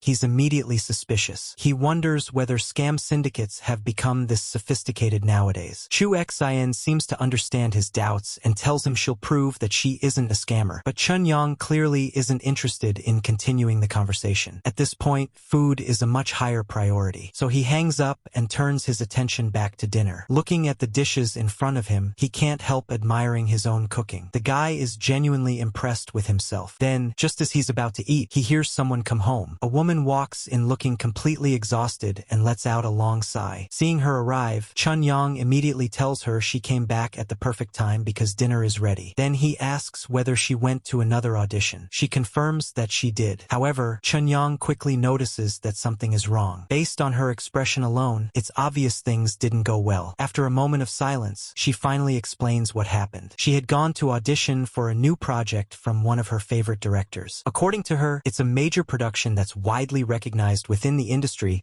and could even compete for this year's ratings champion. Hearing that, Chun-Yang is surprised. He asks whether a complete newcomer like her was actually able to audition for such a huge production. But instead of being excited, she suddenly starts crying. Then she reveals the real problem. She wasn't auditioning for the female lead. She wasn't even auditioning for an important supporting role. It was a background character with only 4 lines of dialogue. And despite that, she still didn't get selected. Chun-Yang immediately asks whether the director tried pulling any unspoken rule nonsense again, but she shakes her head. This time, the role simply went to someone with connections. After saying that, she becomes even more discouraged. She asks Chun-Yang whether she's simply not suited to be an actress. Chun-Yang is about to respond, but before he can say anything, her phone suddenly rings. She tells him to wait a moment while she answers it. After picking up the call, her expression changes almost immediately. At first, she listens quietly. Then she suddenly becomes excited and asks whether what she's hearing is actually true. Seeing that reaction, Chun-Yang immediately asks what's going on. A moment later, she turns and stares directly at him. The look is so intense that Chun-Yang immediately feels uncomfortable. So he asks why she's looking at him like that. Then she says something that completely catches him off guard. She tells him that she thinks she needs to get to know him all over again. Chun-Yang is completely confused and asks what she means by needing to get to know him all over again. She immediately reveals what just happened. The director from her audition called her, and according to him, she passed. Hearing that, Chun-Yang immediately congratulates her. But before he can relax, she steps even closer and drops an even bigger bombshell. The role she got isn't some minor background character anymore. It's the female lead, the #1 female role in the entire production. The same major production she was talking about earlier, the one expected to compete for this year's ratings champion. At this point, even Chun-Yang is getting nervous. Things are starting to feel a little strange. Still, he quickly suggests that this is good news and says they should have a big feast to celebrate. But she immediately tells him to wait. Then she points a finger at him and explains what the director told her. According to the director, the reason she was able to get the role was because of Chun-Yang. The moment Chun-Yang hears that, he's stunned. Because of him? He immediately points out that he doesn't know any directors at all. Then he starts thinking about something. something. Could it be that the woman who called him earlier wanting to discuss business helped arrange this? Before he can think about it any further, his phone suddenly starts ringing again. Seeing the incoming call, Chun-Yang excuses himself and says he'll answer it first. Then he picks up. On the other end of the line is Chu Xian, and the very first thing she asks is whether he's satisfied with her meeting gift. On the phone, Chu Xian immediately asks whether Mr. Chun now believes she isn't a scammer. After what just happened with the audition, Chun-Yang can't exactly argue with that. Still, he gets straight to the point. He asks why someone of Chu Xian's status would have business to discuss with a person like him. But Chu Xian doesn't explain anything. Instead, she tells him that she'll send him an address later and asks him to come to the meeting alone. Then she hangs up. Just like that, Chun-Yang keeps calling out hello a few more times, but the line is already dead. Meanwhile, the girl immediately asks whether he was actually the one who put in a good word with the director. Chun-Yang quickly denies it. He tells her that he doesn't know anyone in the entertainment industry at all. Hearing that, she becomes even more concerned. She points out that whoever this woman is, she went to enormous lengths just to prove her influence and wealth. Not only did she interfere with the audition, but she even investigated people around Chun-Yang. To her, that means the business Chu Xian wants to discuss is probably far bigger than it appears on the surface. Chun-Yang admits that he has no idea what's going on either. Unfortunately, Chu Xian refuses to explain anything over the phone. Because of that, he says he can only go meet her and find out in person. The moment she hears that, she immediately objects. She tells him it's too dangerous. In fact, she's even willing to give up the lead role if it means he won't go. Hearing that, Chun-Yang is genuinely surprised. After all, this is the lead role in a major production. Yet she's willing to walk away from it. Then he gently taps her on the head and calls her silly. She immediately asks what he's doing. Chun-Yang then explains his reasoning. If Chu Xian is willing to go this far just to arrange a meeting, refusing won't actually solve anything. The other side will simply find another way to force contact. And if that happens, the situation could become even more dangerous. Because of that, he believes it's better to attend the meeting, figure out exactly what Chu Xian wants, and then make a decision afterward. After hearing his explanation,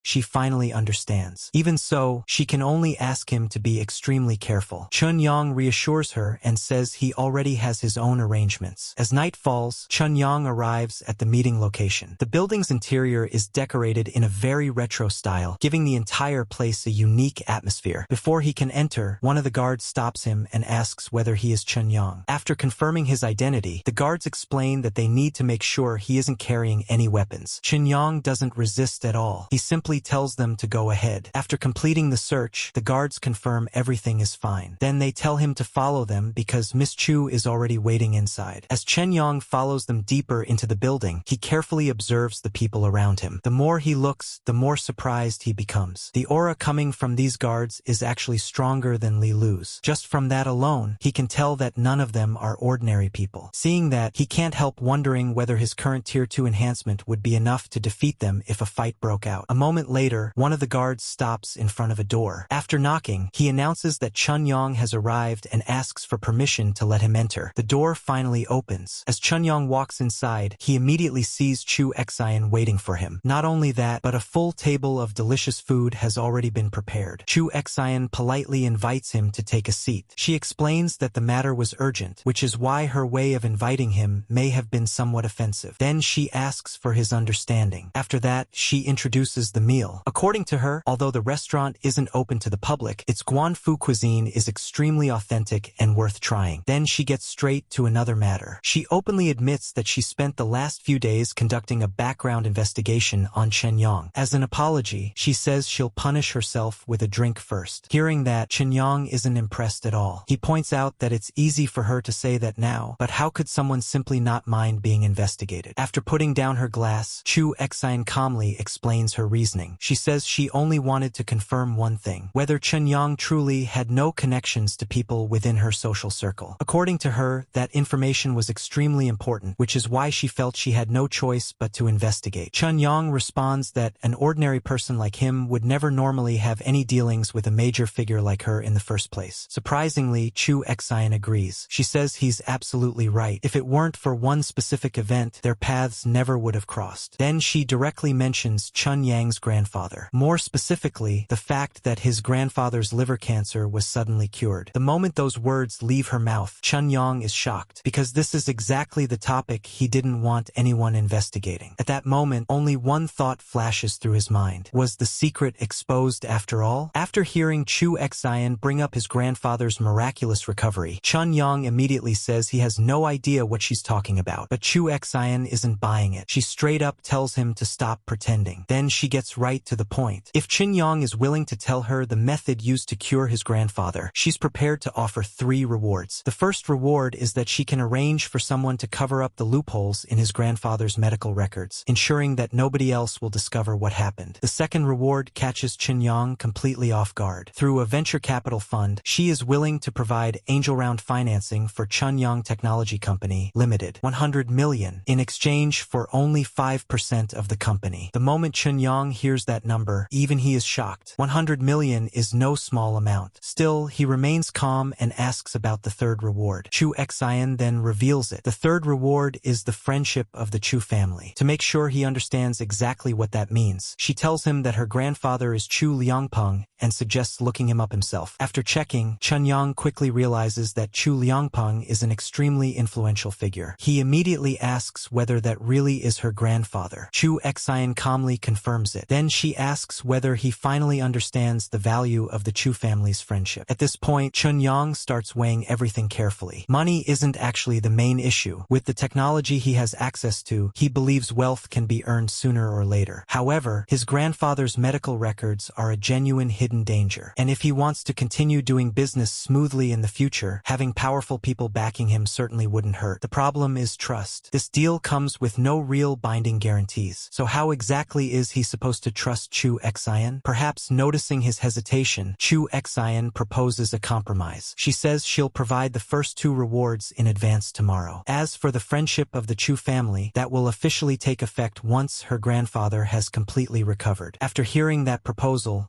Chun-Yong finally agrees. He tells her that once he receives the rewards tomorrow, he'll provide the medicine the following day. Hearing that answer, Chu Xian is visibly pleased. She says that once her grandfather is cured, she will personally visit to express her gratitude. Chun-Yong immediately says that a personal visit isn't necessary. As far as he's concerned, keeping the secret is enough. Chu Xian agrees. She points out that if the treatment method is truly effective, then keeping it secret is in both of their interests. With that, the negotiation finally comes to an end. Chun-Yong raises his glass and proposes a pleasant cooperation. Chu Xian raises hers as well and returns the toast. The deal is officially made. Later, after Chun-Yong leaves, one of the guards reports back to Chu Xian and informs her that he has already departed. Chu Xian immediately gives another order. She tells them to keep a close eye on him and report any unusual movements immediately. The guard accepts the order and leaves. Once she's alone again, Chu Xian can only hope that Chun-Yong won't disappoint her, because everything she's done so far has been for one reason. She wants her grandfather to recover. Meanwhile, back at home, someone has been anxiously waiting for Chun-Yang's return. The moment he walks through the door, she rushes over and asks how the meeting went. More importantly, she wants to know whether Chu Xian made things difficult for him. He reassures her that everything is fine. According to him, Chu Xian simply wanted a favor from him. Then he tells her not to worry and to focus on being the female lead. Even after hearing that, she still looks uncertain and asks whether everything is really okay. Chun-Yong immediately asks whether he looks like the type of person who would fake having influence. Hearing that, she finally relaxes. She happily tells him that she knew he was the most reliable. Just then, another person suddenly rushes in. The newcomer immediately says that they absolutely need to vent about something. After a couple of coughs, she asks what happened. The newcomer then complains about running into another weirdo today. Hearing that, she can't help asking what kind of strange constitution this person has to keep attracting weird people. The newcomer immediately says she's wondering the exact same thing. Meanwhile, Chun-Yong has no intention of getting involved in that conversation. He tells them to continue chatting while he heads back to his room. Once inside, everything becomes quiet again. But then, a familiar sensation suddenly appears. The moment he feels it, Chun-Yong immediately realizes something. This feeling is the same one as before. The Tier 2 enhancement serum has been completely absorbed, and the moment he confirms that, he can't help getting excited. Back in his room,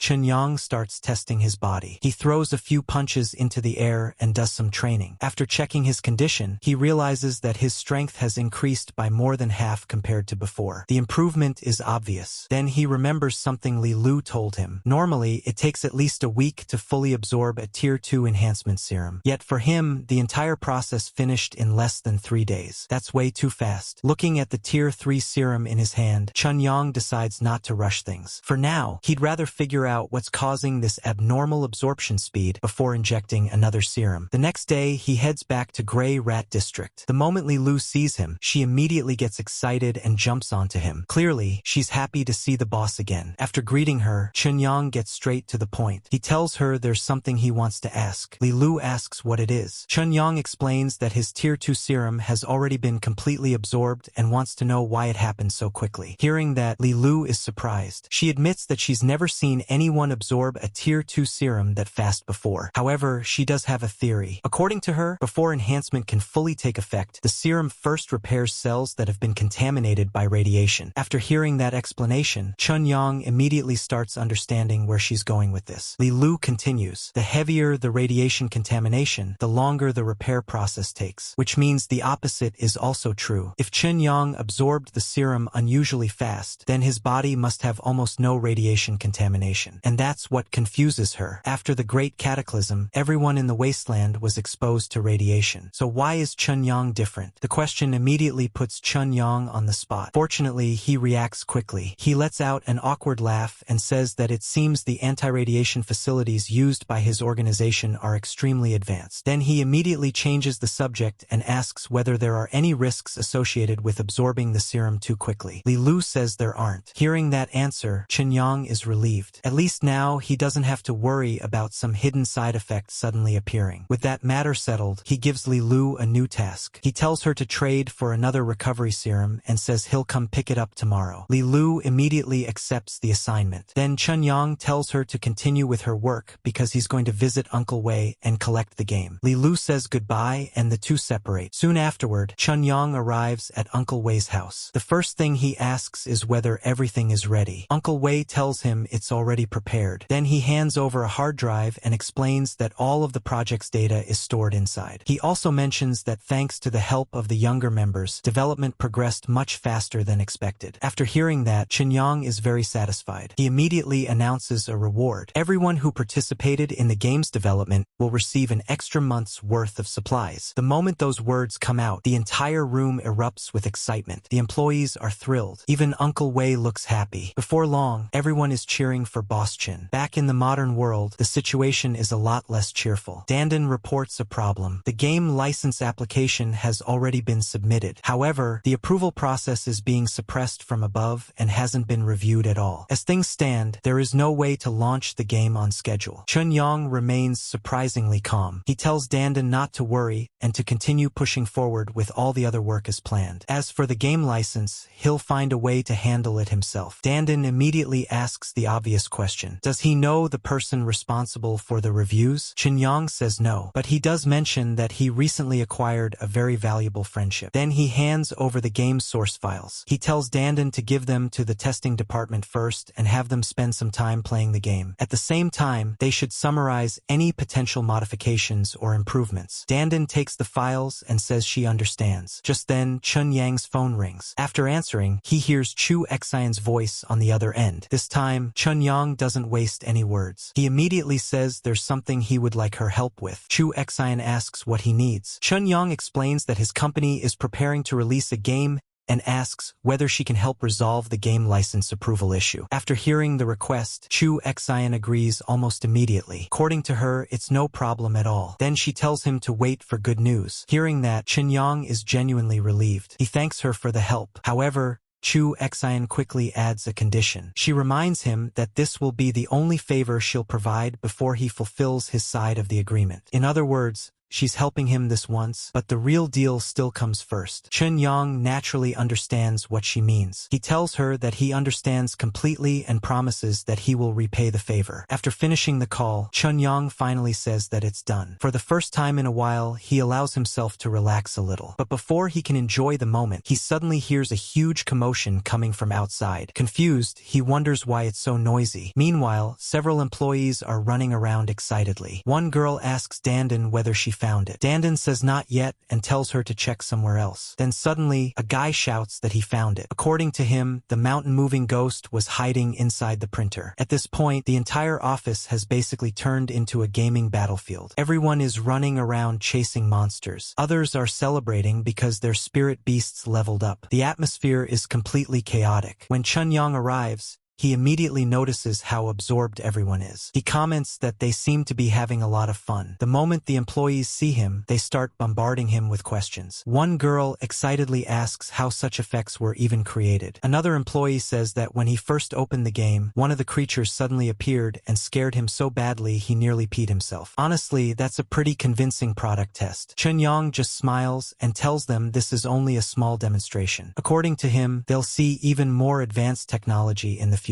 After letting everyone calm down, he asks for some quiet because he has a few announcements to make. The first announcement immediately gets everyone's attention. He tells them that the game license review will be completed today and won't affect the game's launch schedule. The moment they hear that, everyone is relieved. One girl immediately says that's great news. Then Chun-Yang moves on to the second announcement. He officially reveals the game's name. From now on, the game will be called The Unknown World. All future publicity and promotional activities will use that name. After that, Chun-Yang asks who the company's legal counsel is. Dandan immediately calls Luo Qing forward. Luo Qing introduces herself as the company's legal counsel. Chun-Yang then explains that there will be a contract signing at 2 p.m. that afternoon and that he needs her present. Then he casually drops another bombshell. He announces that he has secured 100 million in angel round financing, which means nobody needs to worry about the company's cash flow anymore. On top of that, he tells everyone that as long as they're willing to work hard, he won't be stingy when it comes to compensation. The office instantly becomes even more excited. Some employees praise the boss for being generous. Others directly thank him. Meanwhile, the next day arrives. A lawyer representing the Chu family shows up at the company. The lawyer introduces himself as he's sure and explains that he's attending on Miss Chu's behalf. After greeting him, Chun-Yang invites him inside. Then the lawyer places a document on the table. According to him, it's the financing contract drafted for this investment round. Chun-Yang doesn't rush to review it himself. Instead, he immediately asks his legal counsel to examine it first. After reading through the document, Luo Qing's expression changes completely. She looks genuinely shocked. Seeing her reaction, Chun-Yang asks whether there's a problem. Luo Qing immediately shakes her head. Not only is there no problem, but from her perspective, the terms are unbelievably generous. The Chu family is investing 100 million in cash, yet they're only taking 5% of the company's shares. And if the company fails to make money in the future, the investors can't blame them for losing their investment. Even as she's saying it, Luo Qing sounds like she can barely believe the contract is real. After hearing Luo Qing's opinion, Chun-Yang asks one final question. Are there any legal issues with the contract? Luo Qing immediately shakes her head. According to her, there are no problems at all. The contract is completely fine. She tells him he can sign and stamp it without worrying. With that confirmation, Chun-Yang doesn't hesitate. He signs the contract and officially stamps it. Seeing everything finalized, he informs him that the 100 million capital injection will be transferred into the company's account later that day. Chun-Yang thanks him for the effort. Soon afterward, the meeting comes to an end. As he prepares to leave, Chun-Yang personally sees him out. He thanks him again for making the trip.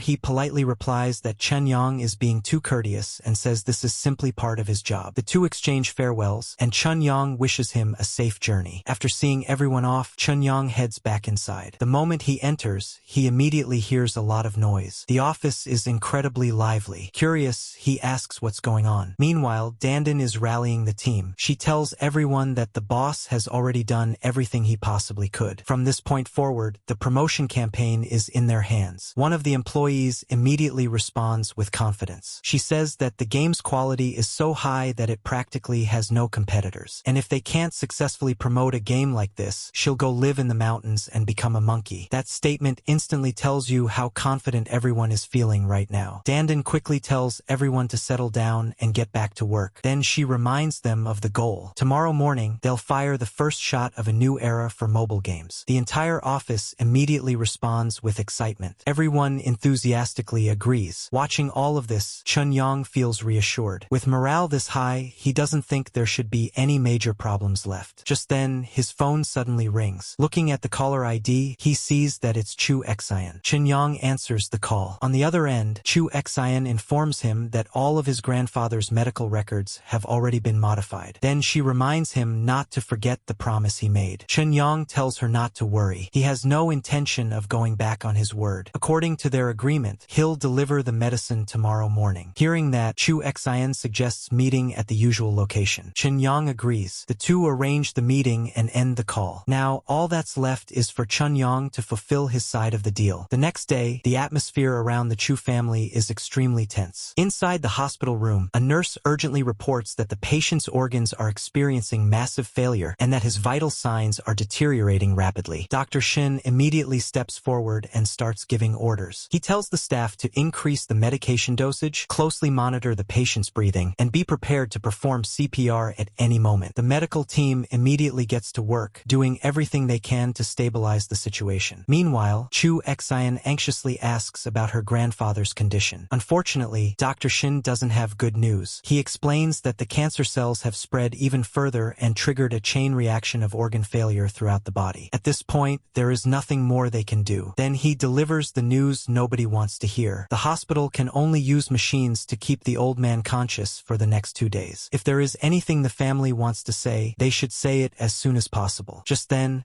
a guard arrives. He informs Dr. Shin that the family head is currently discussing matters in the main hall and wants to see him immediately. Dr. Shin says he understands. Before leaving, he tells Chu Xian to accept his condolences. After everyone leaves, Chu Xian is left standing there alone. At this point, all of her hopes are resting on one person. She can only silently hope that Chun-Yong arrives in time. Meanwhile, in the wasteland world, the atmosphere couldn't be more different. Li Lu is busy organizing paperwork while a bag of gold sits nearby. When Chun-Yong arrives, he immediately asks what she's working on. Li Lu explains that she's arranging the distribution of next month's supplies. Then Chun-Yong notices the gold and asks why it's there. After all, he already told everyone there was no need to specifically collect it anymore. Li Lu quickly explains. The gold wasn't intentionally gathered. Everyone found it while carrying out infrastructure construction projects. Originally, they planned to throw it away, but she thought Chun-Yong might still have a use for it, so she had them keep it instead. After explaining that, she hands over the recovery serum he requested. Chun-Yong checks it and says very good. Then Li Lu remembers something else. During yesterday's transaction, He Jianian from the Doctors Association made a special request. Naturally, Chun-Yong wants to know what it is. Li Lu explains that He Jianian wants to meet him in person. That immediately makes Chun-Yong curious. He asks why someone from the Doctors Association would want to meet him. Li Lu says she believes He Jianian is probably interested in establishing a deeper cooperative relationship. Then Chun-Yong asks for her opinion. Li Lu doesn't hesitate. She recommends agreeing to the meeting. According to her, He Jianian is currently one of the base's most important partners. Not only does he provide access to enhancement serums and recovery serums, but he also acts as an intermediary for purchasing firearms and other weapons. Because of that,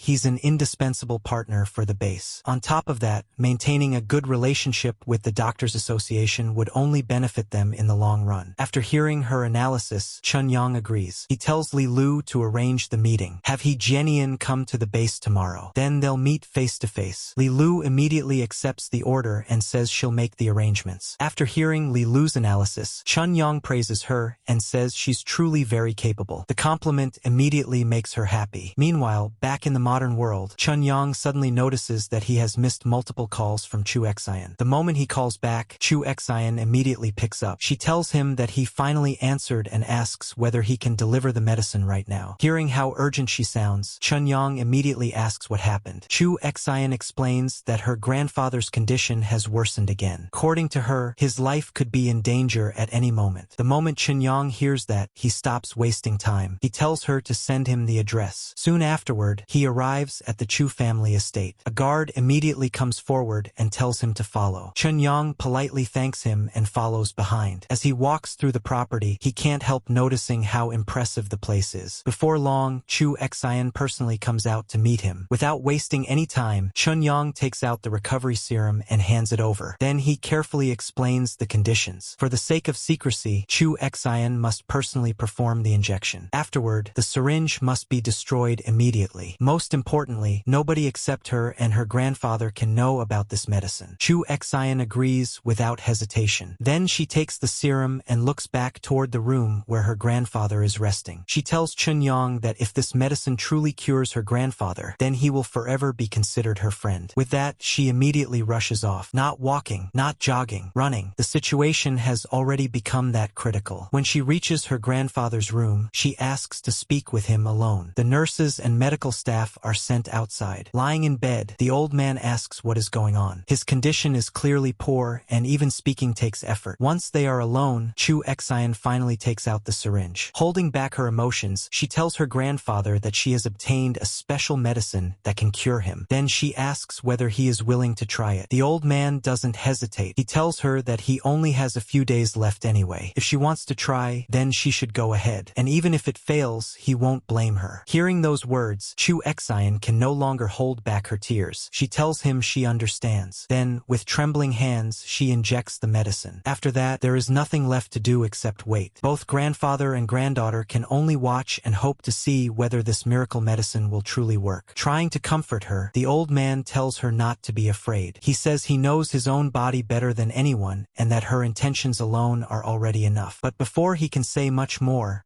something suddenly changes. A strange feeling spreads through his body. Then, to Chu Xian's shock, he slowly sits up. Seeing this, she immediately rushes over and asks what's wrong. The old man looks at his hands and then at his legs. He says that strength has suddenly returned to his limbs. In fact, he feels like he's recovered. The moment she hears that, Chu Xian completely loses control of her emotions. She starts crying and says it actually worked. It really worked. Then she immediately says she'll call someone to perform a full-body examination.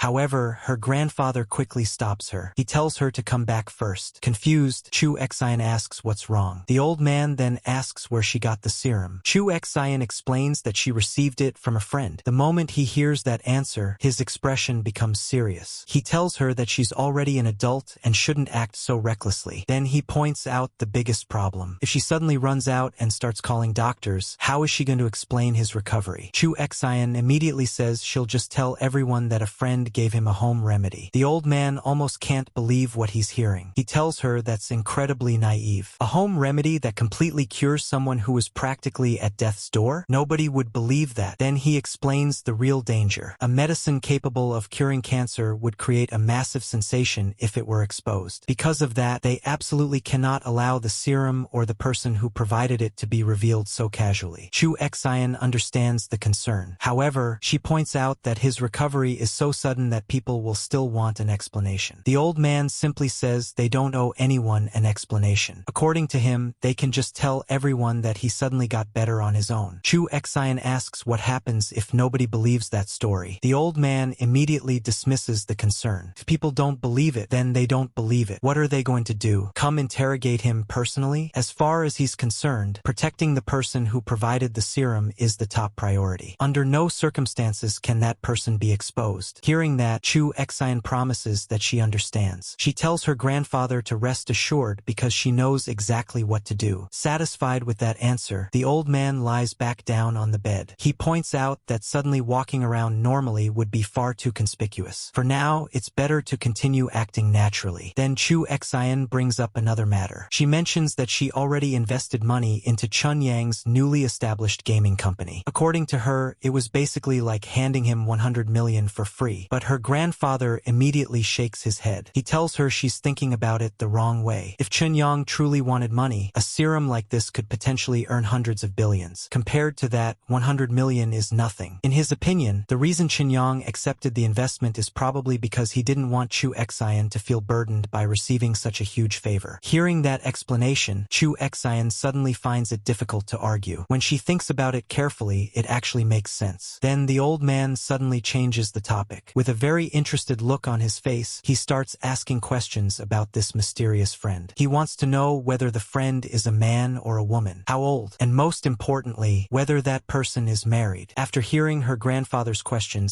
Chu Xian immediately becomes embarrassed. She asks what kind of nonsense he's thinking about. The old man simply laughs it off. He tells her that maybe he's thinking too much. However, he still insists on one thing. At some point in the future, she must find an opportunity to bring this friend over so he can meet him personally. Hearing that, Chu Xian becomes even more shy. Meanwhile, completely unaware of this conversation, Chun Yang suddenly sneezes. Then he jokingly wonders whether he's become more handsome lately, and that's why so many people seem to be thinking about him. Just then, a message arrives from Dandan. The update is exactly what he's been waiting for. The Unknown World has officially launched across all major platforms. Not only that, but the download numbers are climbing rapidly. Seeing this, Chinyang is very satisfied. After all, a holographic projection game like this simply doesn't exist anywhere else. In his opinion, once players experience it for themselves, it's guaranteed to cause a sensation. He's already looking forward to seeing tomorrow's revenue and user data. Meanwhile, somewhere else in the city, a tired office worker is standing during the evening rush hour. Looking around at the crowded surroundings, he's already in a bad mood. Then he starts scrolling through games on his phone. He's completely bored with all the old games and can't help wondering whether anyone will release something new for once. That's when an advertisement catches his attention. A Xianxia AR game. Download size, around 400 megabytes. The ad even claims it can satisfy all of your Xianxia dreams. The man immediately becomes skeptical. A 400 megabytes AR game? To him, that sounds ridiculous. He wonders whether the developers even thought before writing the advertisement. Still, curiosity gets the better of him, so he decides to download it just to see what's going on. A short while later, the registration process finishes successfully, and then something suddenly appears. A cute little rabbit starts flying around him. The man nearly jumps out of his skin. He immediately lets out a shocked scream. At the same time, the people nearby notice it too. One older man stares at the rabbit and asks what exactly is sitting on the young man's shoulder.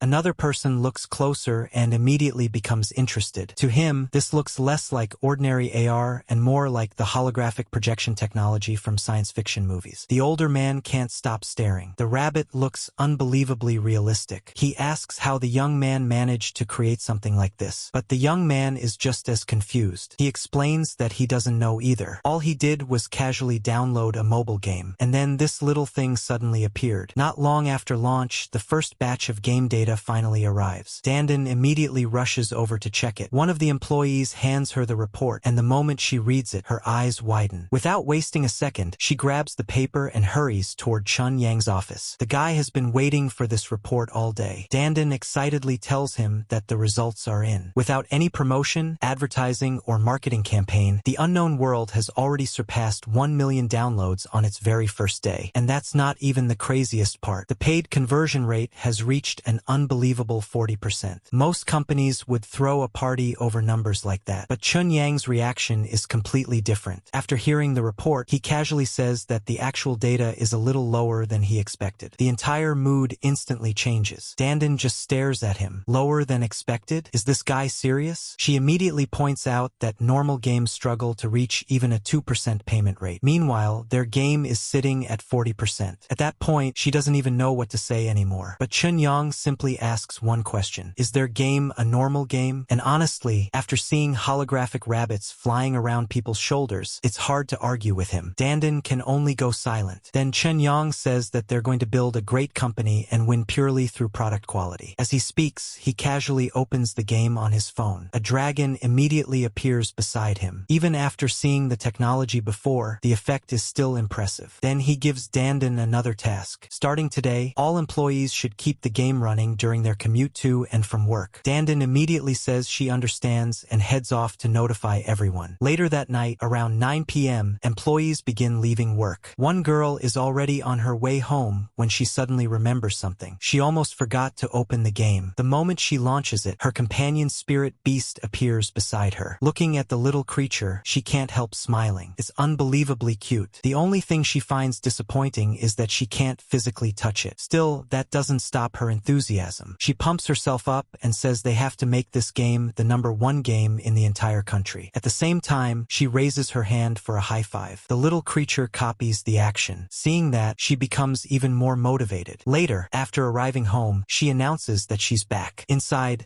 someone is already waiting. It's Sujuan, a reporter from a gaming magazine. Seeing her arrive late, Sujuan asks whether she worked overtime again and whether she's eaten yet. The employee says she already ate. Then Sujuan's attention is immediately stolen by the little creature floating nearby. She asks what it is. The employee proudly explains that it's a companion spirit beast from the game developed by her company. According to her, the creature can be projected into reality through a mobile phone. The reporter is completely stunned. She asks whether she can touch it. The employee tells her to go ahead and try, although she won't actually feel anything. Sujuan reaches out, and sure enough, her hand passes right through it. The reporter is shocked. It really is a holographic image. Then she asks again whether this game was genuinely developed by her company. The employee confidently says yes. She even guarantees that no other game company has this kind of technology. Hearing that, Sujuan becomes even more excited. As a gaming reporter, she instantly realizes what she's looking at. Then she asks whether she can visit the company tomorrow for an interview, because in her eyes, this isn't just another mobile game. This is a completely disruptive product. Hearing that, QQ suddenly remembers something. She points out that Sujuan is a reporter for a gaming magazine after all. Then she says she'll send a message to President Zhao first and ask for permission. The moment she hears that, Sujuan becomes even more excited. As a gaming reporter, she immediately realizes how huge this opportunity is. In her mind, she's already calculating the potential traffic. An exclusive interview for a game like The Unknown World, that alone could probably complete her page view quota for the entire year. The more she thinks about it, the more excited she becomes. Her brain is already coming up with headlines. Exclusive report, The Unknown World. The mobile game that changed everything. The mystery behind The Unknown World. One after another, title ideas start popping into her head. At this point, she's practically seeing page views flying toward her. Then she immediately grabs QQ and starts pleading. She says that no matter what happens, QQ absolutely has to help her convince the boss to accept the interview. To make her offer even more tempting, she promises a reward. If the interview succeeds, she'll treat QQ to 3 big meals. Not 1, not 2, 3. The level of determination is honestly impressive. If you don't want to miss what happens next, then subscribe right now, turning on all the notifications. In the meantime, you can check out these other crazy stories as well.